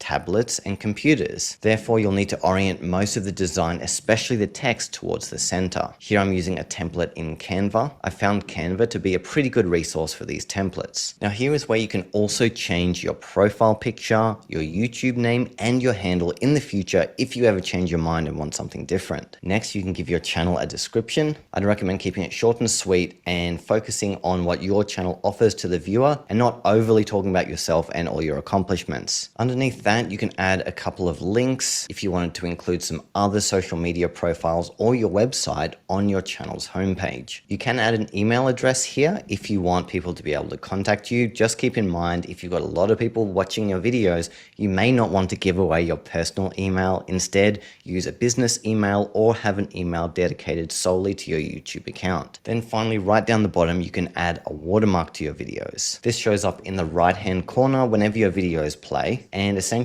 acts as a subscribe button. When you're happy with all these settings, go ahead and click publish. Now from here, if you head up to the earn screen, this is where you can track your progress on the journey to becoming a monetized YouTube creator, which as of right now is 1,000 YouTube subscribers and either 4,000 hours of watch time in the last year or 10 million shorts views in the last 90 days. You can ask YouTube to email you once you've reached these milestones, and I'd also recommend turning on two-step verification to make the monetization process smoother. Now, as for everything else here on the left-hand side in YouTube Studio, this is going to rely on you uploading videos for metrics to start coming in. So once you've uploaded videos, they'll appear here. Once you start getting views, all of your data will show up here in analytics. In community, this is where you'll find information about your community, including comments and your top subscribers, which means now it's over to you to go ahead and make your first video. Again, feel free to download my 100 Viral Video Ideas ebook completely for free down below, as well as my top 10 ways to make money on YouTube, where I share the top 10 ways that I've been able to monetize my YouTube channel to 7 figures over the past 10 years. And in it, I share all of the top monetization secrets you need to know. And if you are making a YouTube channel with the aim of monetizing it and building a business, in this video here, I'll share my top 3 monetization sources that help me scale my YouTube channel the fastest and how you can get started doing the same for yourself. Okay. I hope everybody's following this. It's hard to follow along, yes. Just take your time, everybody. Now we're gonna go to with the phone because a lot of people are and the phones are small, so I'm gonna have to, I'm sorry I didn't pull the screen up bigger.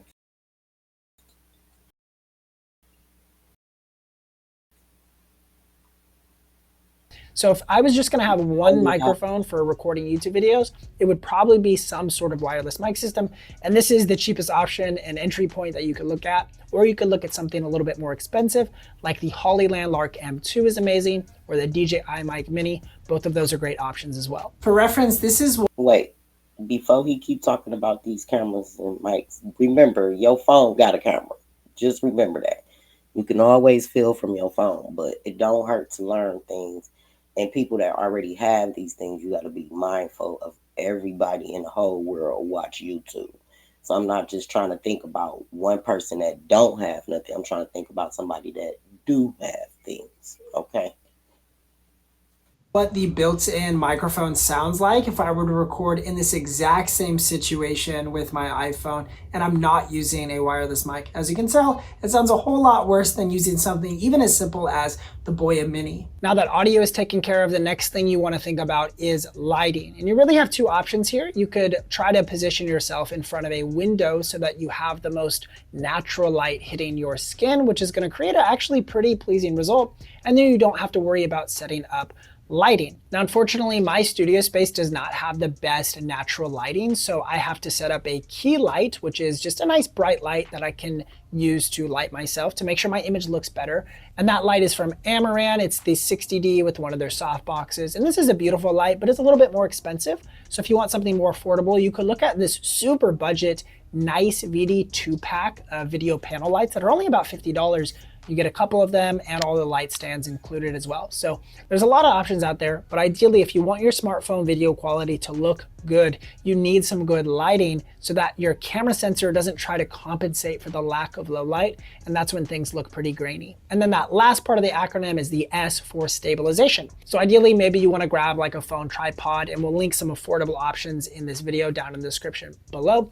Or you could grab a gimbal if you're doing a lot of handheld gimbal work. One of our favorites is the DJI Osmo Mobile 7P. It's a great little gimbal. So we'll link some options down in the description below, but you've got to make sure you have a way to stabilize your video footage so it's not all jittery and shaky. Another question you might have is, how do I frame up my shot? Like, how do I know a shot actually looks properly composed? Well, something we like to use is what's called the rule of thirds, and then allow yourself to be on the top third. So my eyes right now in my frame, you can see I show these like guidelines.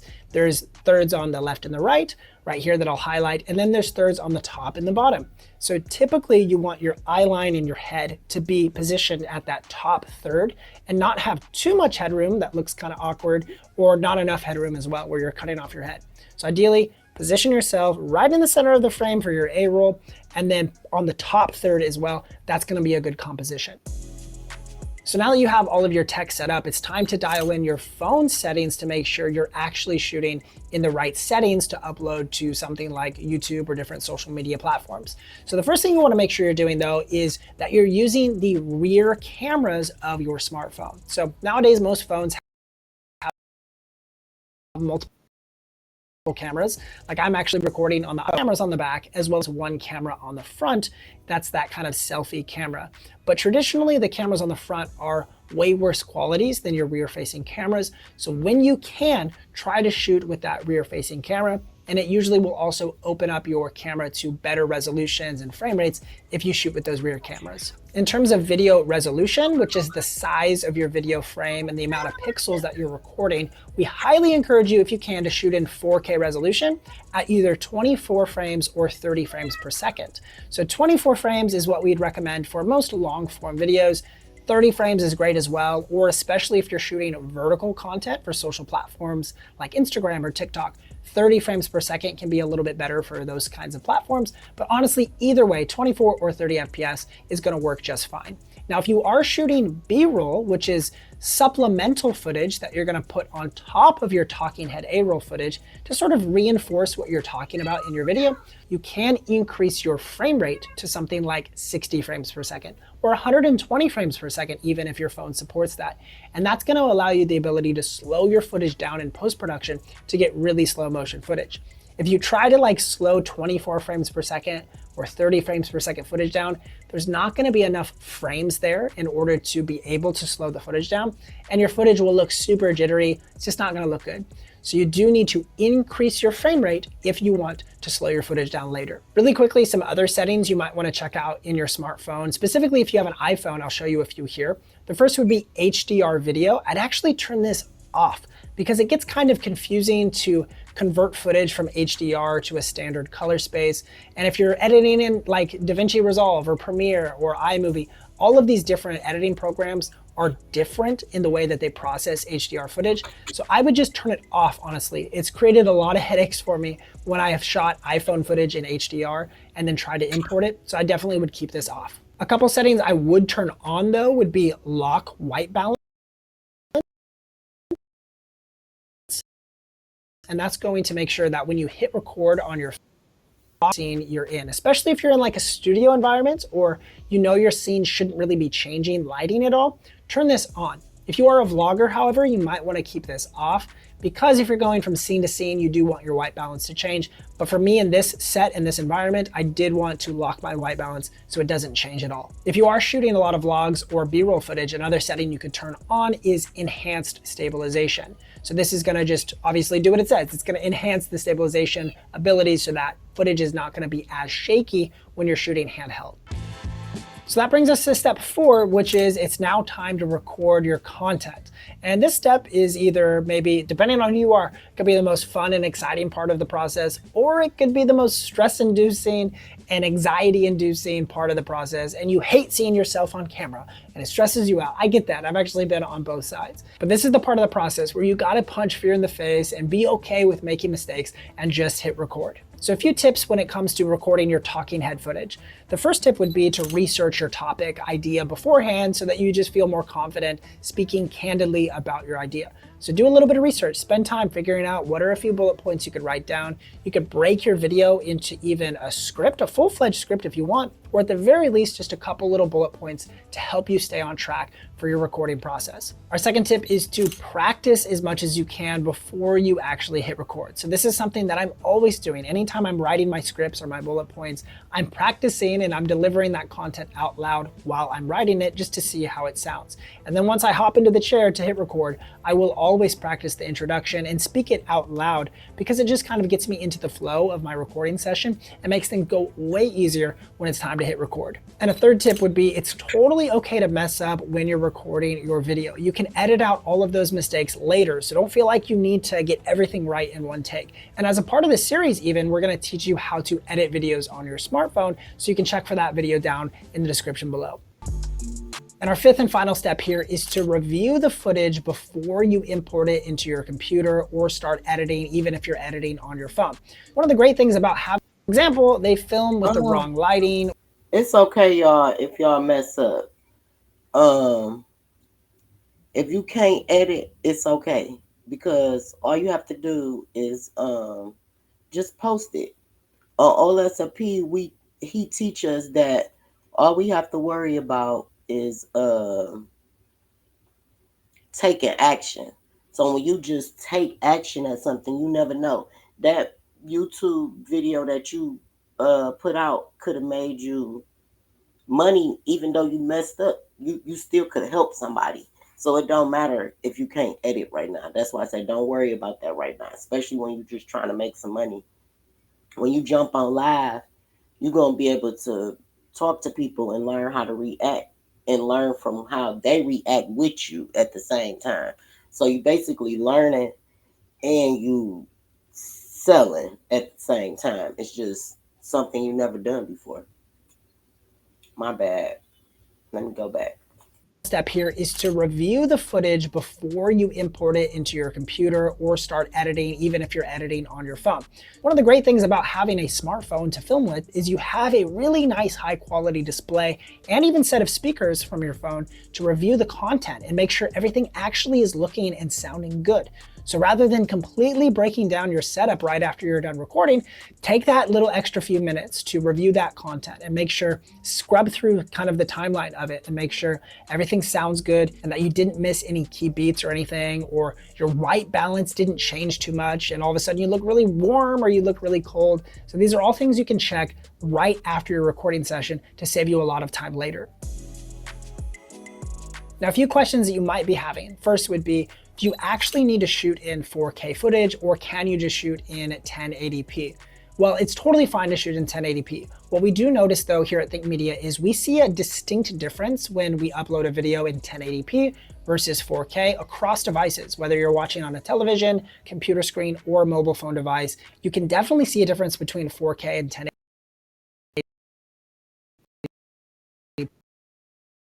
So we encourage you, if you can, shoot it in 4K. Well, Craig, I set up all my stuff and my footage just looks really grainy and it just doesn't look very good. Well, that's probably an issue with your lighting. So you need to increase the exposure of your room so that your phone's settings can adjust properly and not try to raise the ISO value. And that's what's happening. The ISO is introducing digital noise into your image, and it just makes your footage look a little bit grainy because it's trying to digitally raise the exposure instead of relying on a really nice key light or nice window light for that exposure. And finally, you might be wondering, can I actually just shoot and edit an entire YouTube video on my phone because I don't want to have to transfer my video files from my phone to a computer or something? Well, the answer is absolutely you can do that. And in fact, this video is a part of a series of videos where we're going to teach you how to create entire YouTube videos from your phone from start to finish and even upload them and package them, all of those things. So if you want to check out the next video, how to edit an entire YouTube video on your phone, you can click or tap the screen right there when it's available, and we'll see you in the next one.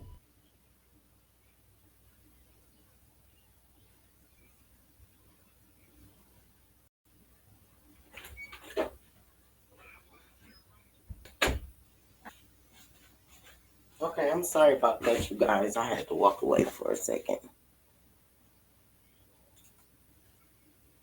Okay, so you got the YouTube, how to film with your phone. Trying to see if it's anything else. Oh yeah, let's watch this one too. 7 ways not to get banned from YouTube. And y'all at the spot where I'm at. See how I jumpstart y'all through everything. So this is the next video that I'm on. So how long is it? Okay, it's only 11 minutes, y'all. Let's watch this one together. I had to go do a few things. I've been back and forth, so. In this video, I'm going to tell you 7 things most small creators do that can literally get your entire channel banned on YouTube. And making these innocent mistakes can mean that all of your hard work, your videos, and your progress gone in a second. If you're serious about growing on YouTube, you need to avoid these. And let's break them down for you right now. Firstly, you may have seen the rise of small creators gathering in the comment sections of my videos, and other people's videos too, where they basically ask people to sub to their channel, and you might even be one of these yourself. Now look, I get it. Many of you are looking for a way to get your channel out there and bag a few new subscribers, which is absolutely fine if that's what you want to do. However, if you are getting involved in these, you need to be extremely careful.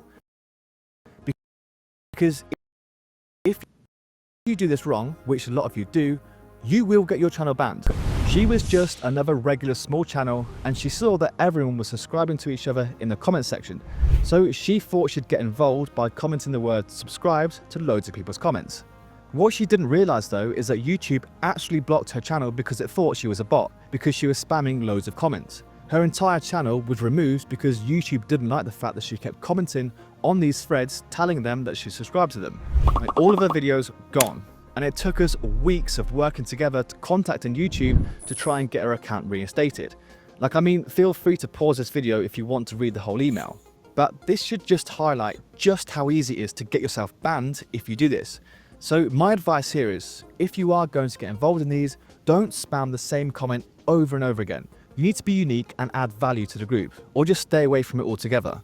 Now, the next common mistake small channels need to avoid making is adding too many hashtags to your videos. And this applies to shorts too. Now, you might surely hashtags aren't that dangerous. Well, YouTube literally has this on their website. It says, over tagging. If a video or a playlist has more than 60 hashtags, we'll ignore each hashtag on that content. Over tagging may result in the removal of your video from your uploads or from searches. So they're literally saying if you try and stuff as many hashtags in as possible onto your videos, YouTube will remove them and your account will end up getting shadow bans because the algorithm will just assume you're a bot account. So I'd personally recommend just using anywhere from 3 to 6 hashtags.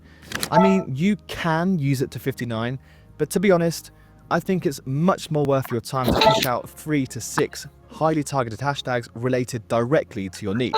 You'll see the most growth this way. And just to be clear, hashtags and video tags are 2 completely different things.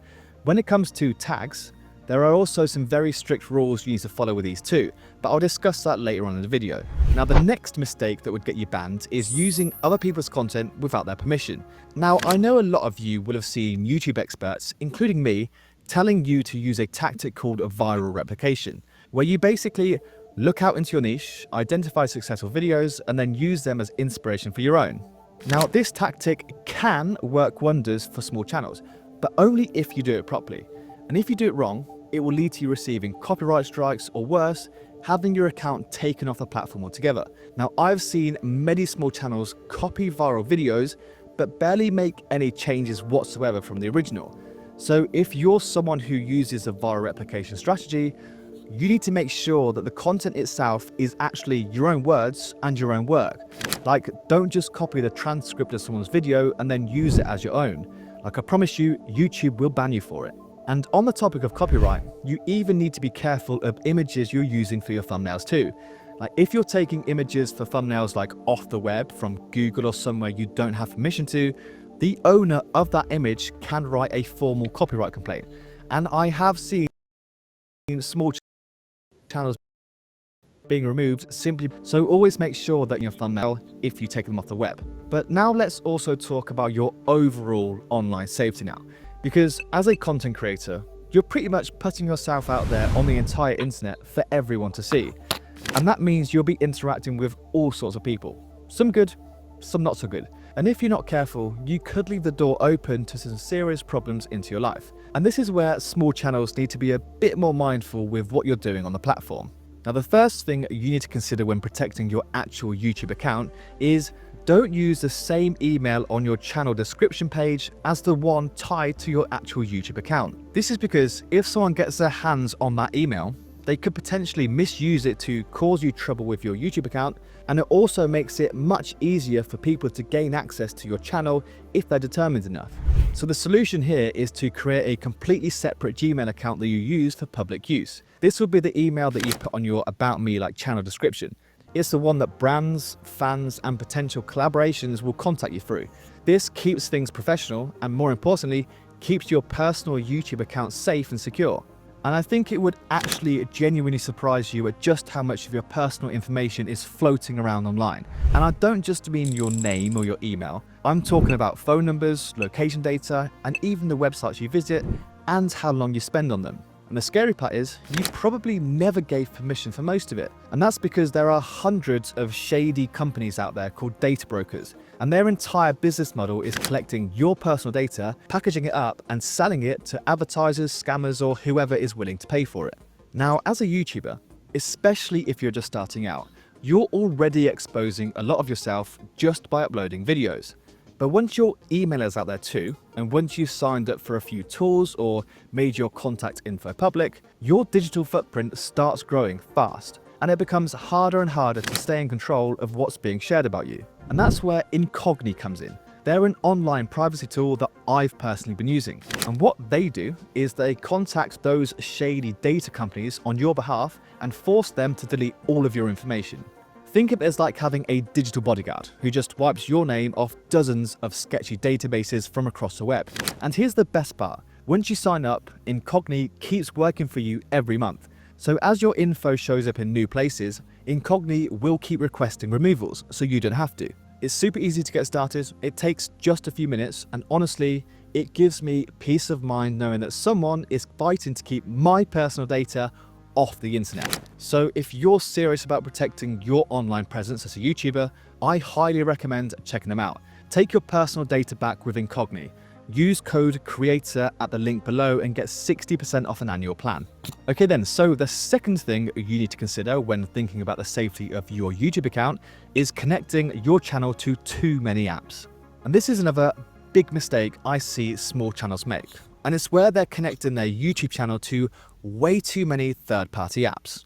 And I get it, look, there are so many new AI softwares out there right now, and some of these tools might be things like Analytics Dashboard. And I only use Restream, and I use Restream for teleprompting too. So y'all better get one that you feel comfortable with.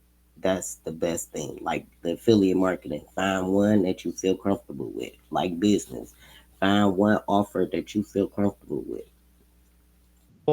editing software, or even AI tools that help your channel grow faster. But every single app you have connected to your Google account is like opening a tiny door to your channel. And the more doors you have open, the easier it is for someone to sneak in. Now here's where it gets a little bit risky. Like, even if one of those third-party scam tools designed to look legit but really just harvest your data, your entire account could be vulnerable. And that means someone else could gain access to your YouTube channel. It could change your login info or even delete everything you've worked so hard to build. So here's the fix. Go to google.com/account, click on security, scroll down to third-party apps with account access, and start removing anything you don't absolutely need. Like, if it's not essential to your channel, or if you don't recognize it, get rid of it. Like, on my channels, I only ever have a couple of reputable brands on there that I know I can trust. And you should only be connecting to tools that you 100% trust too. And this is just another simple way to protect your channel from potential threats.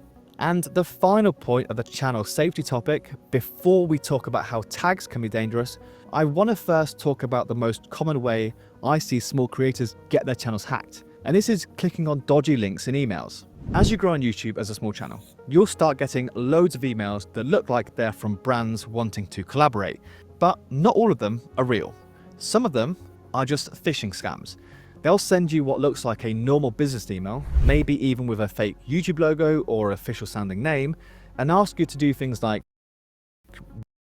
review their product or check out their media kit, or even something like click on a dodgy link. You could be taken to things like a fake login page designed to steal your data, or you could unknowingly download malware that gives them access to your Google account. And I've seen channels with thousands of subscribers completely wiped out because of one wrong click. So here's how to stay safe. Never click on links in emails unless you're absolutely sure it's from a trusted source. Like, double check the sender's email address, look out for weird grammar or formatting, and if something feels off, just trust your gut. And if a brand reaches out and you're unsure, just Google them.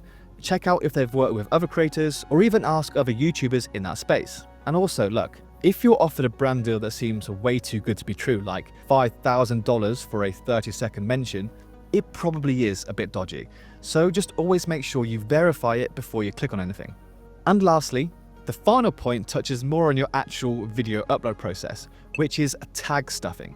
Now, if we go back to the statement made from YouTube that we covered earlier, you'll notice at the start it said, don't add too many tags to a single video or playlist. The more tags you add, the less relevant they become for viewers or listeners who are searching.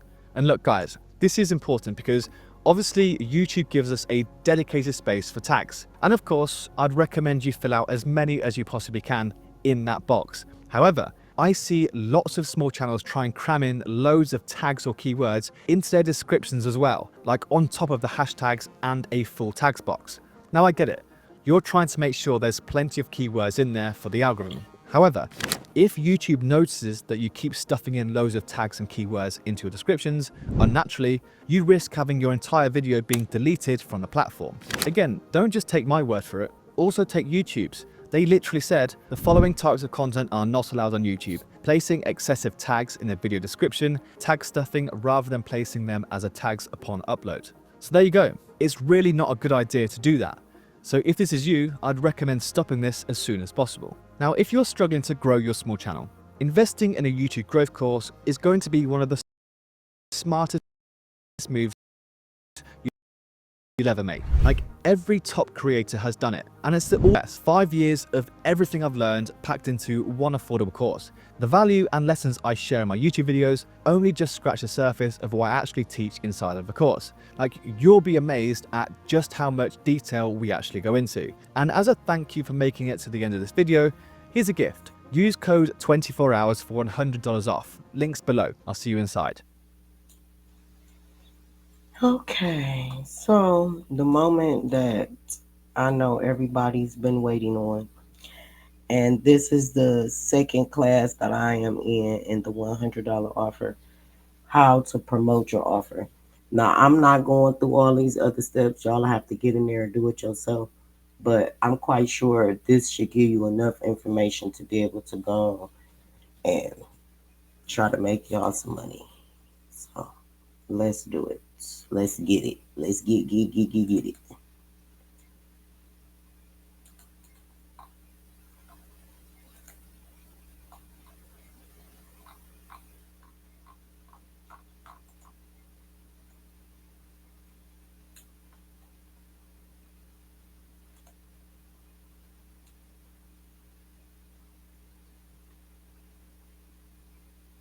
also tell me who was here yesterday, and did everybody got your offer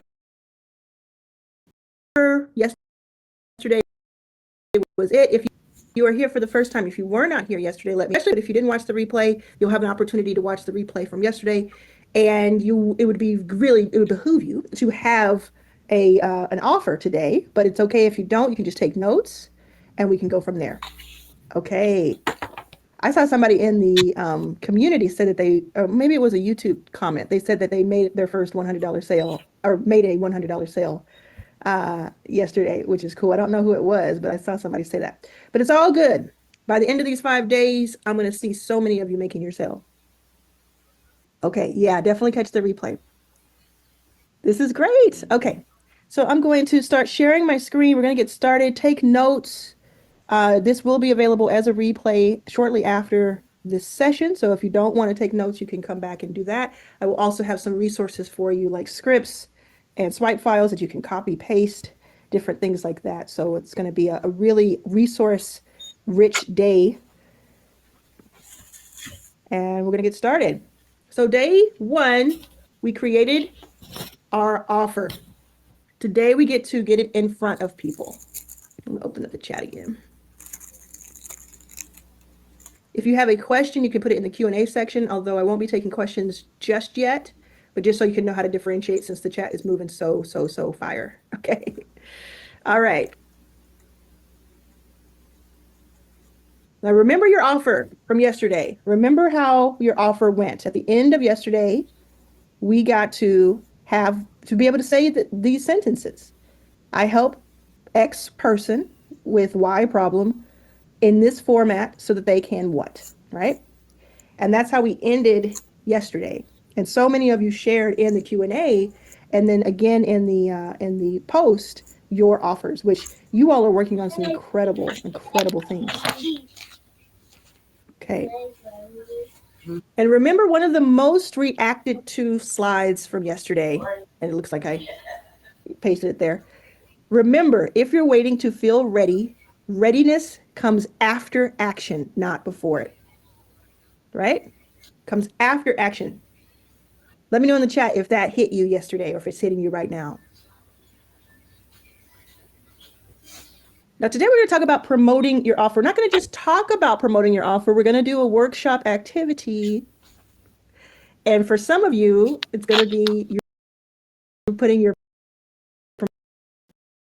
promotion out there live during this hour. It doesn't mean going viral, and it does not mean you have to build an entire website or you have to pay for ads. It does not necessarily mean that, especially in this 5-day challenge where we are talking about our clear, not perfect $100 offer.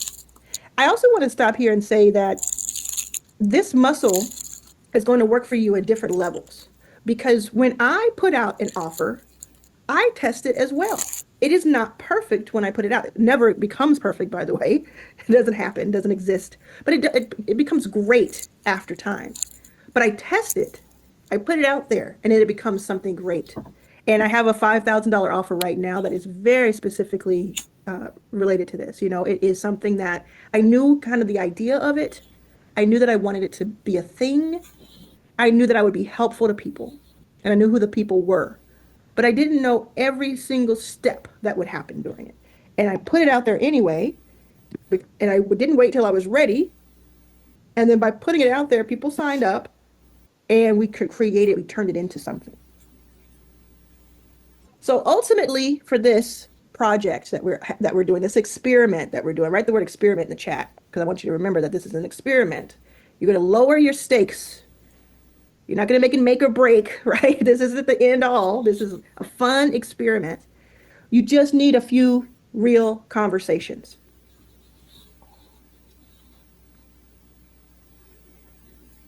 You only need one buyer. Your first win is your proof of concept, this $100. Use that same. Just one yes. If you've read any of my books, you know where this comes from. Use that same. Your first buyers are in your DMs on different platforms. They're in your texts, your contact list. They're in your comments, your past clients. Some of you have past clients. They're in group chats and they're in your phone contacts. There are other places as well, but that's kind of where you want to start thinking about it.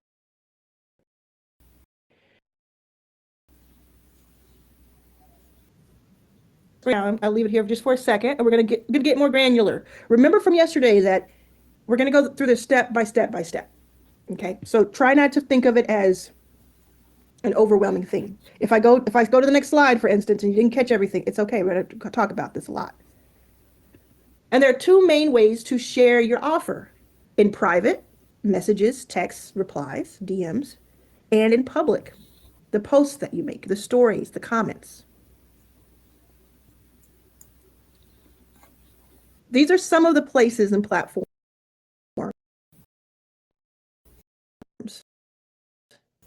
that you can post. And I want you to pick one or two of these. You can pick more than that if you want. You can do whatever you want, but for this exercise, for what we're about to do, I want you to pick one of these. If you don't have a school, then you wouldn't choose school, right? If you don't have a YouTube channel, you wouldn't choose YouTube, but you may have any of these. And if you don't have any of these, I think you have text messages, but if you don't, and I think you have email, but if you don't have any of these, or very few, or you're worried about your selection here, remember that tomorrow we're going to go through what happens if you have zero audience. And when I say audience, I mean that if you have a Instagram or Facebook channel or page that has 25 people on it, you have an audience. Okay? So think through that a little bit. And I want you to write it down or remember which one you're going to do, or maybe even open it on your phone if you can.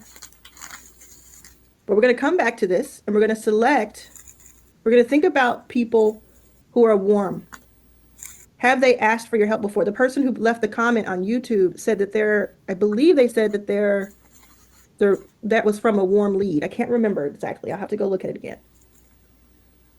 Are the people, they don't have to have asked you for help, but do they struggle with what you solve, what your offer solves?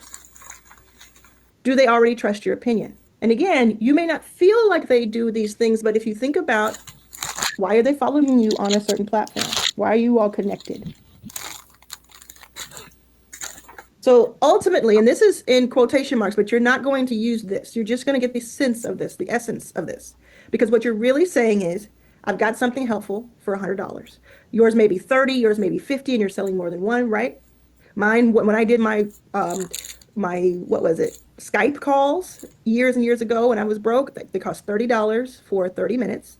And I would teach people about blogging. It's how I met my wife, side note. She was in Germany or Barcelona at the time, or maybe Germany. And she booked a call because she wanted to learn about blogging. And I knew a little bit about blogging. I've got something helpful for $100. If it sounds useful or you know someone, I'd love to send you more info. We're going to use this kind of framing in a moment here. That's it. That's the whole ask. That's it. Let's go back to it. I've got something helpful for $100. If it sounds useful to you or you know someone who it might be useful for, I'd love to send you more info. We're going to do a live activity. Who is ready? Yeah, thank you. Who is ready? Let me know in the chat if you're ready for this. If you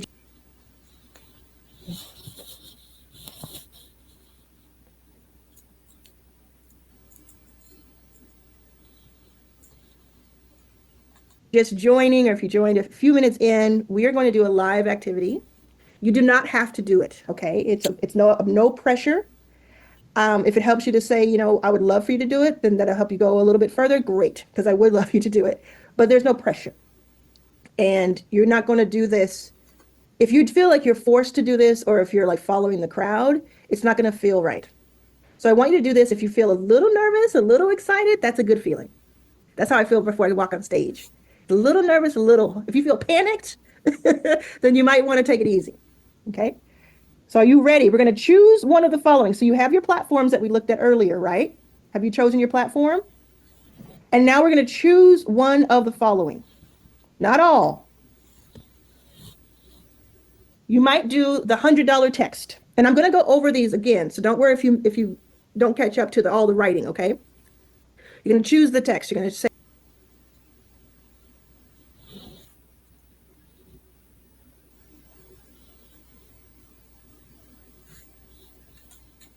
Hey, you're going to grab your phone. And again, you're choosing one of these. You might do this or you might do another one that I suggest. You're going to grab your phone, open your messages, and you're going to find one person who has asked you for advice, likes the topic you help with, and could use support right now, or you think they could. If you feel panicked right now, you take a breath, you take a step back, you don't do this part of it. If you say to yourself, oh, I actually do want to, listen to that instinct.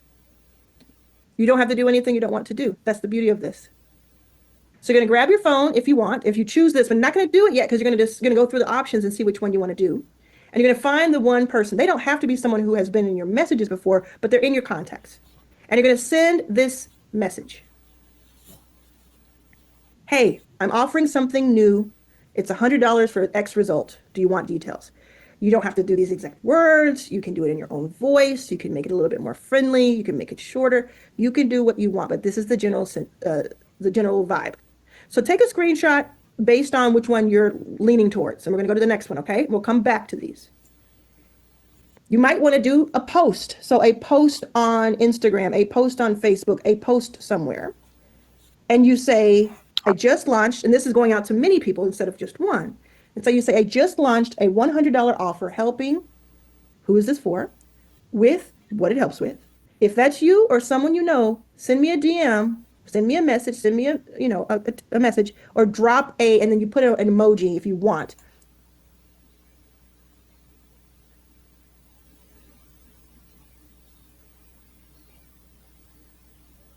And I'll send details. This works really well on Instagram. Drop that. Now, some of you may have experience with automations and all kinds of stuff. We're not doing that right now. We're doing it old school. If someone drops a emoji or if they DM you, you're writing back to them old school, one-on-one.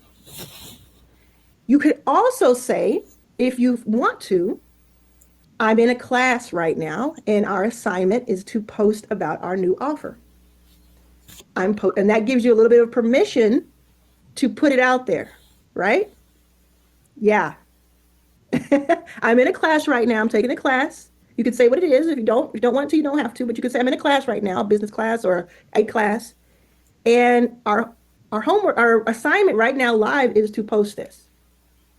Don't apologize too much though. Don't give too much away to someone else. This is something that could be very meaningful to your life and to theirs. So you're not going to say that, oh, this is silly or this is so weird, or you're not going to say that because it's not. It's important. You are a serious person. Say that to yourself if you can. I am a serious person. You are to be taken seriously. Okay? Now, I'm going to go to the next option. Or you can do, this is for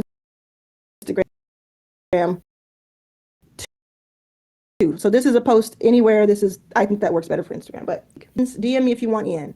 You could also leave out the amount. But if you leave out the amount, I think putting the amount, whether it's $30, it's $50, it's $25, it's $100, $97. A lot of people are doing $97. I think having the amount in the post helps you filter people. Oh. So you don't have to have a lot of empty conversations with people who think it's free or it's less. So it's just, you're putting it out there. You're just putting it out there. There's 2 spots left. That creates urgency. That's a little bit of psychological salesmanship. I have 2 spots left this week. And I think it's a good idea to limit how many of these you will do. Okay. Now this one's for a DM.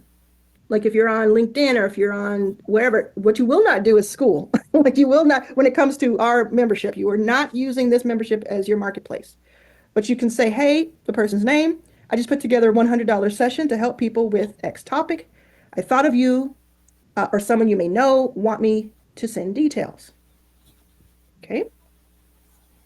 Here's one for email. Now this is a 2-pager, okay? So the email, if you want to send out an email, like let's say you have a small list. A lot of people have a list they've been collecting. This is a great excuse to write to people.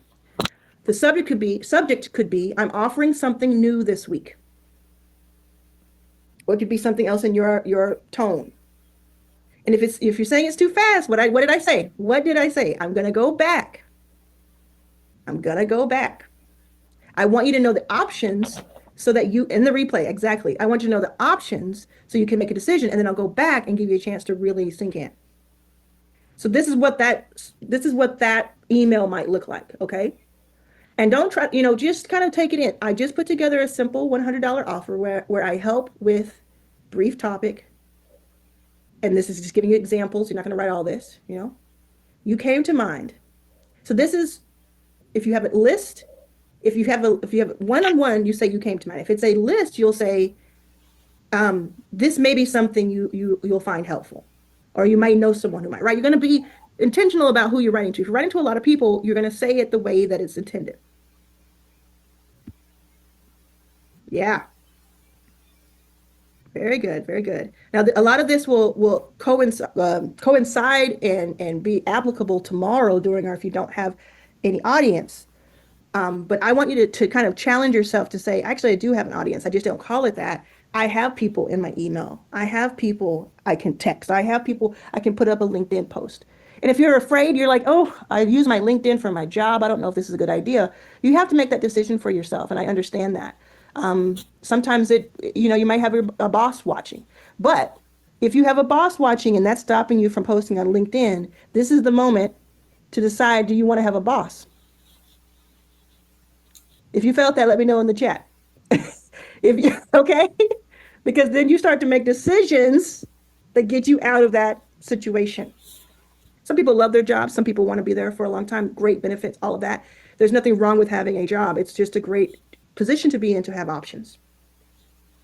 If you're looking over your shoulder at work right now, you have your earphones in, you're like, oh, I got to cover my screen so nobody sees that I'm doing this. How long do you want to be there?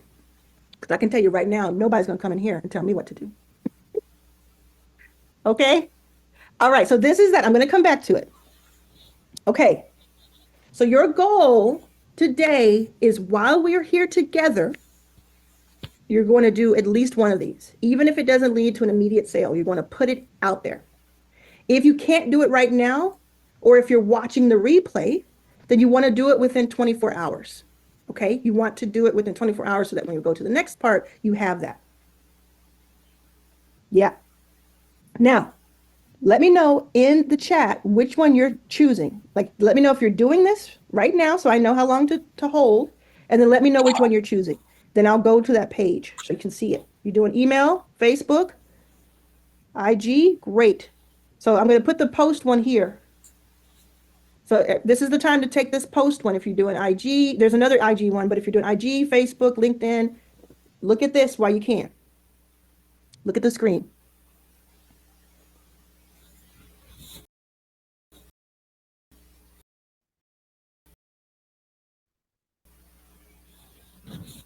Yeah, If everything. you do this, I'm very proud of you, and I'm proud of you if you don't.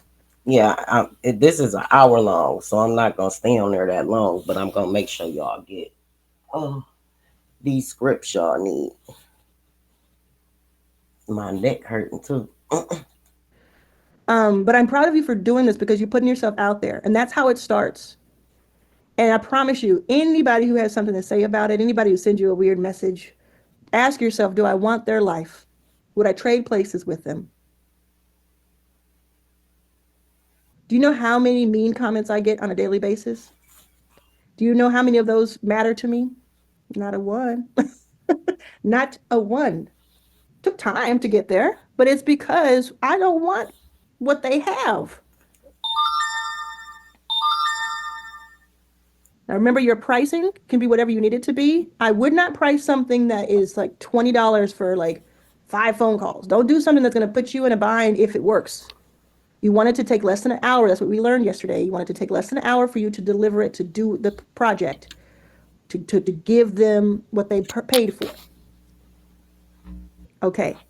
Terry, I believe you asked this question yesterday, and maybe you didn't, but I looked it up, and it's $150 Australian is the equivalent to $100 US right now, give or take. So I would do 147, just so we stay within those confines of what we're trying to do.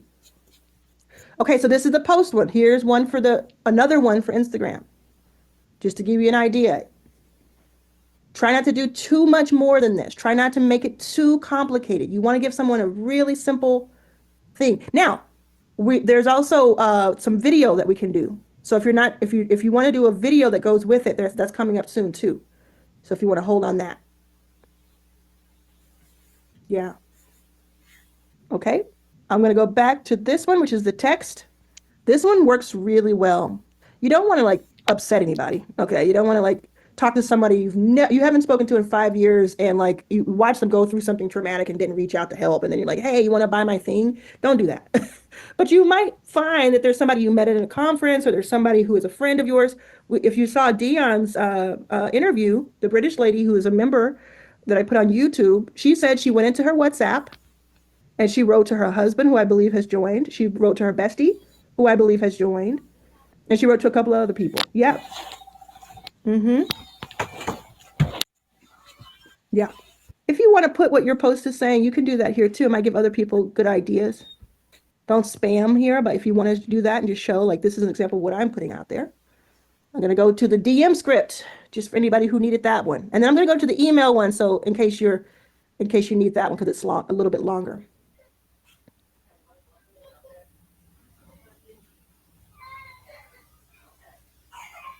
And if you're watching this on the replay, there is going to be a post underneath this in the classroom. Let us know in the post if you did this part of the project.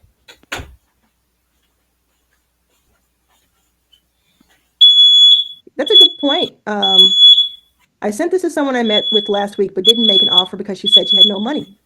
Good. Good.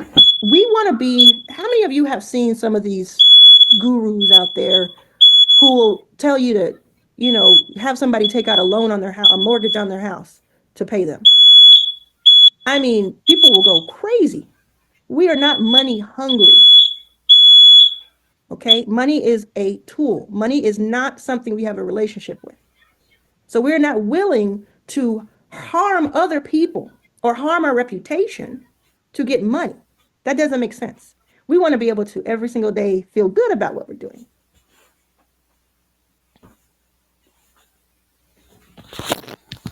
Okay, now I'm going to go to the email. This is the subject of the email. Look up and see this if you are interested in the email.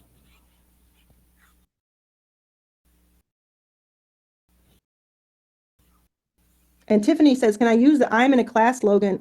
If that will make you feel a little more at ease, is to say, because it's kind of like, it's, hey, bear with me for a moment, but it's also like somebody's going to see it. And so it's a real offer. Mm-hmm. The class slogan is just, I'm taking a class and our assignment today is to, and then you might say, is to share our new offer or share something I'm working on or share something I've been working on. Something like that. I'm in a class. I'm taking a class. We'll do this. I'm taking a class and our assignment today is to share something we've been, you can say something I've been working recently. I have and you tell your offer. Or I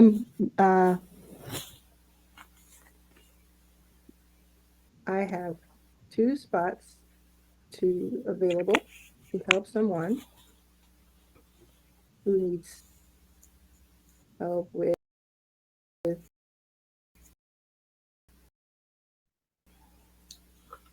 I just put it in the chat voice.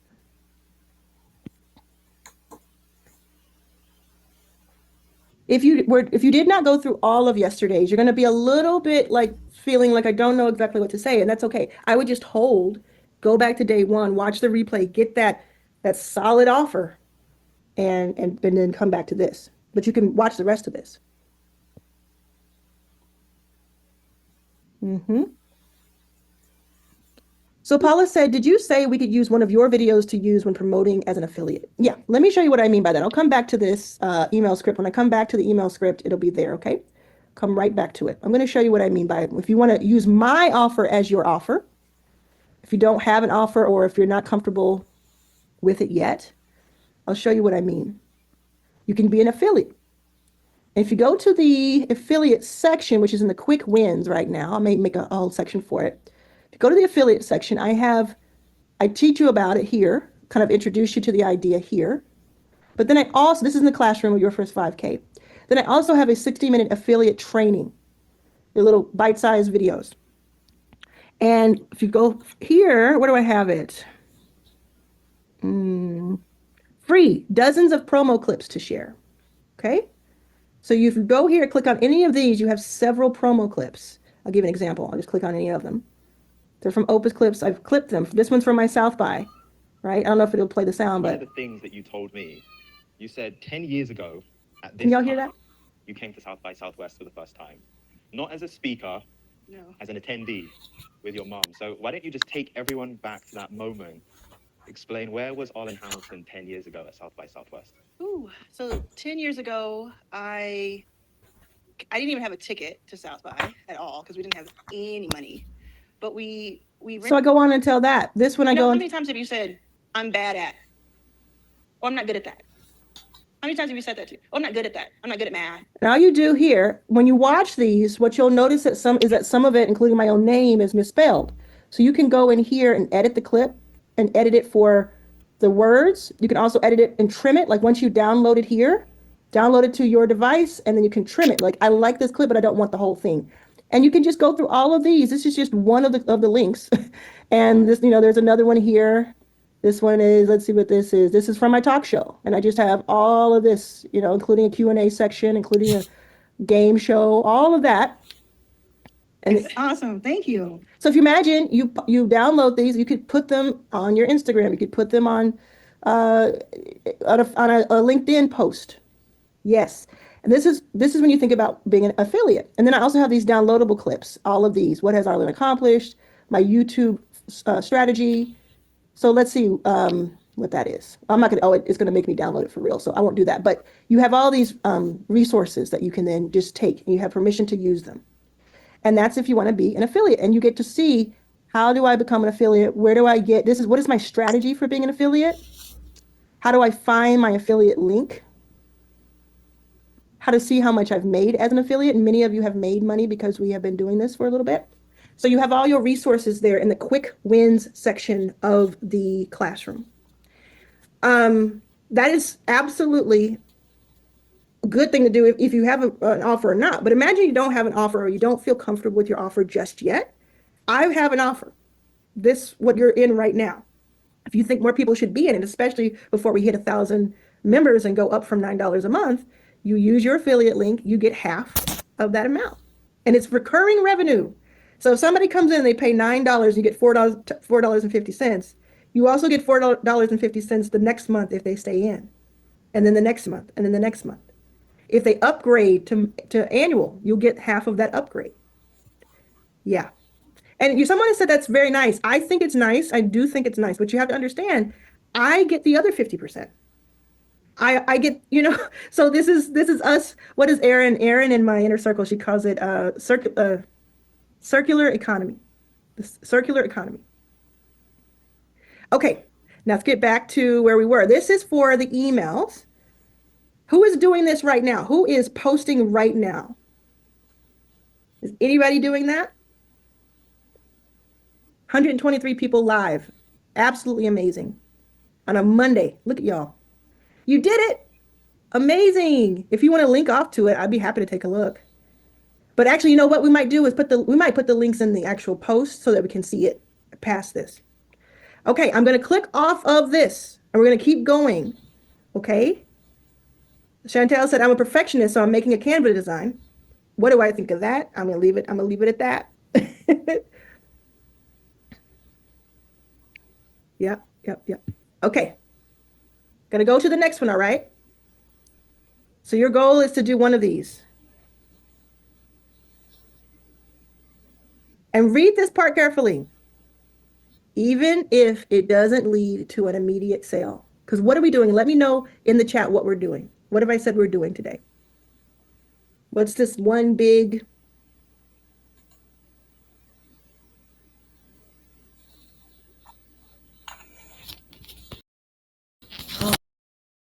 Okay.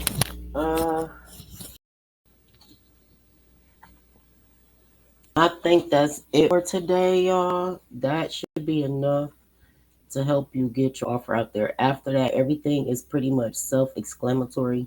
You know how to collect money and talk to people. I'm quite sure. everybody here know how to do that. So super thanks for visiting my channel. I will put this back out on there so everybody can see it again. And super thanks again. Y'all have a good day. Get some rest. Don't rush. Take your time. Bye. And God bless.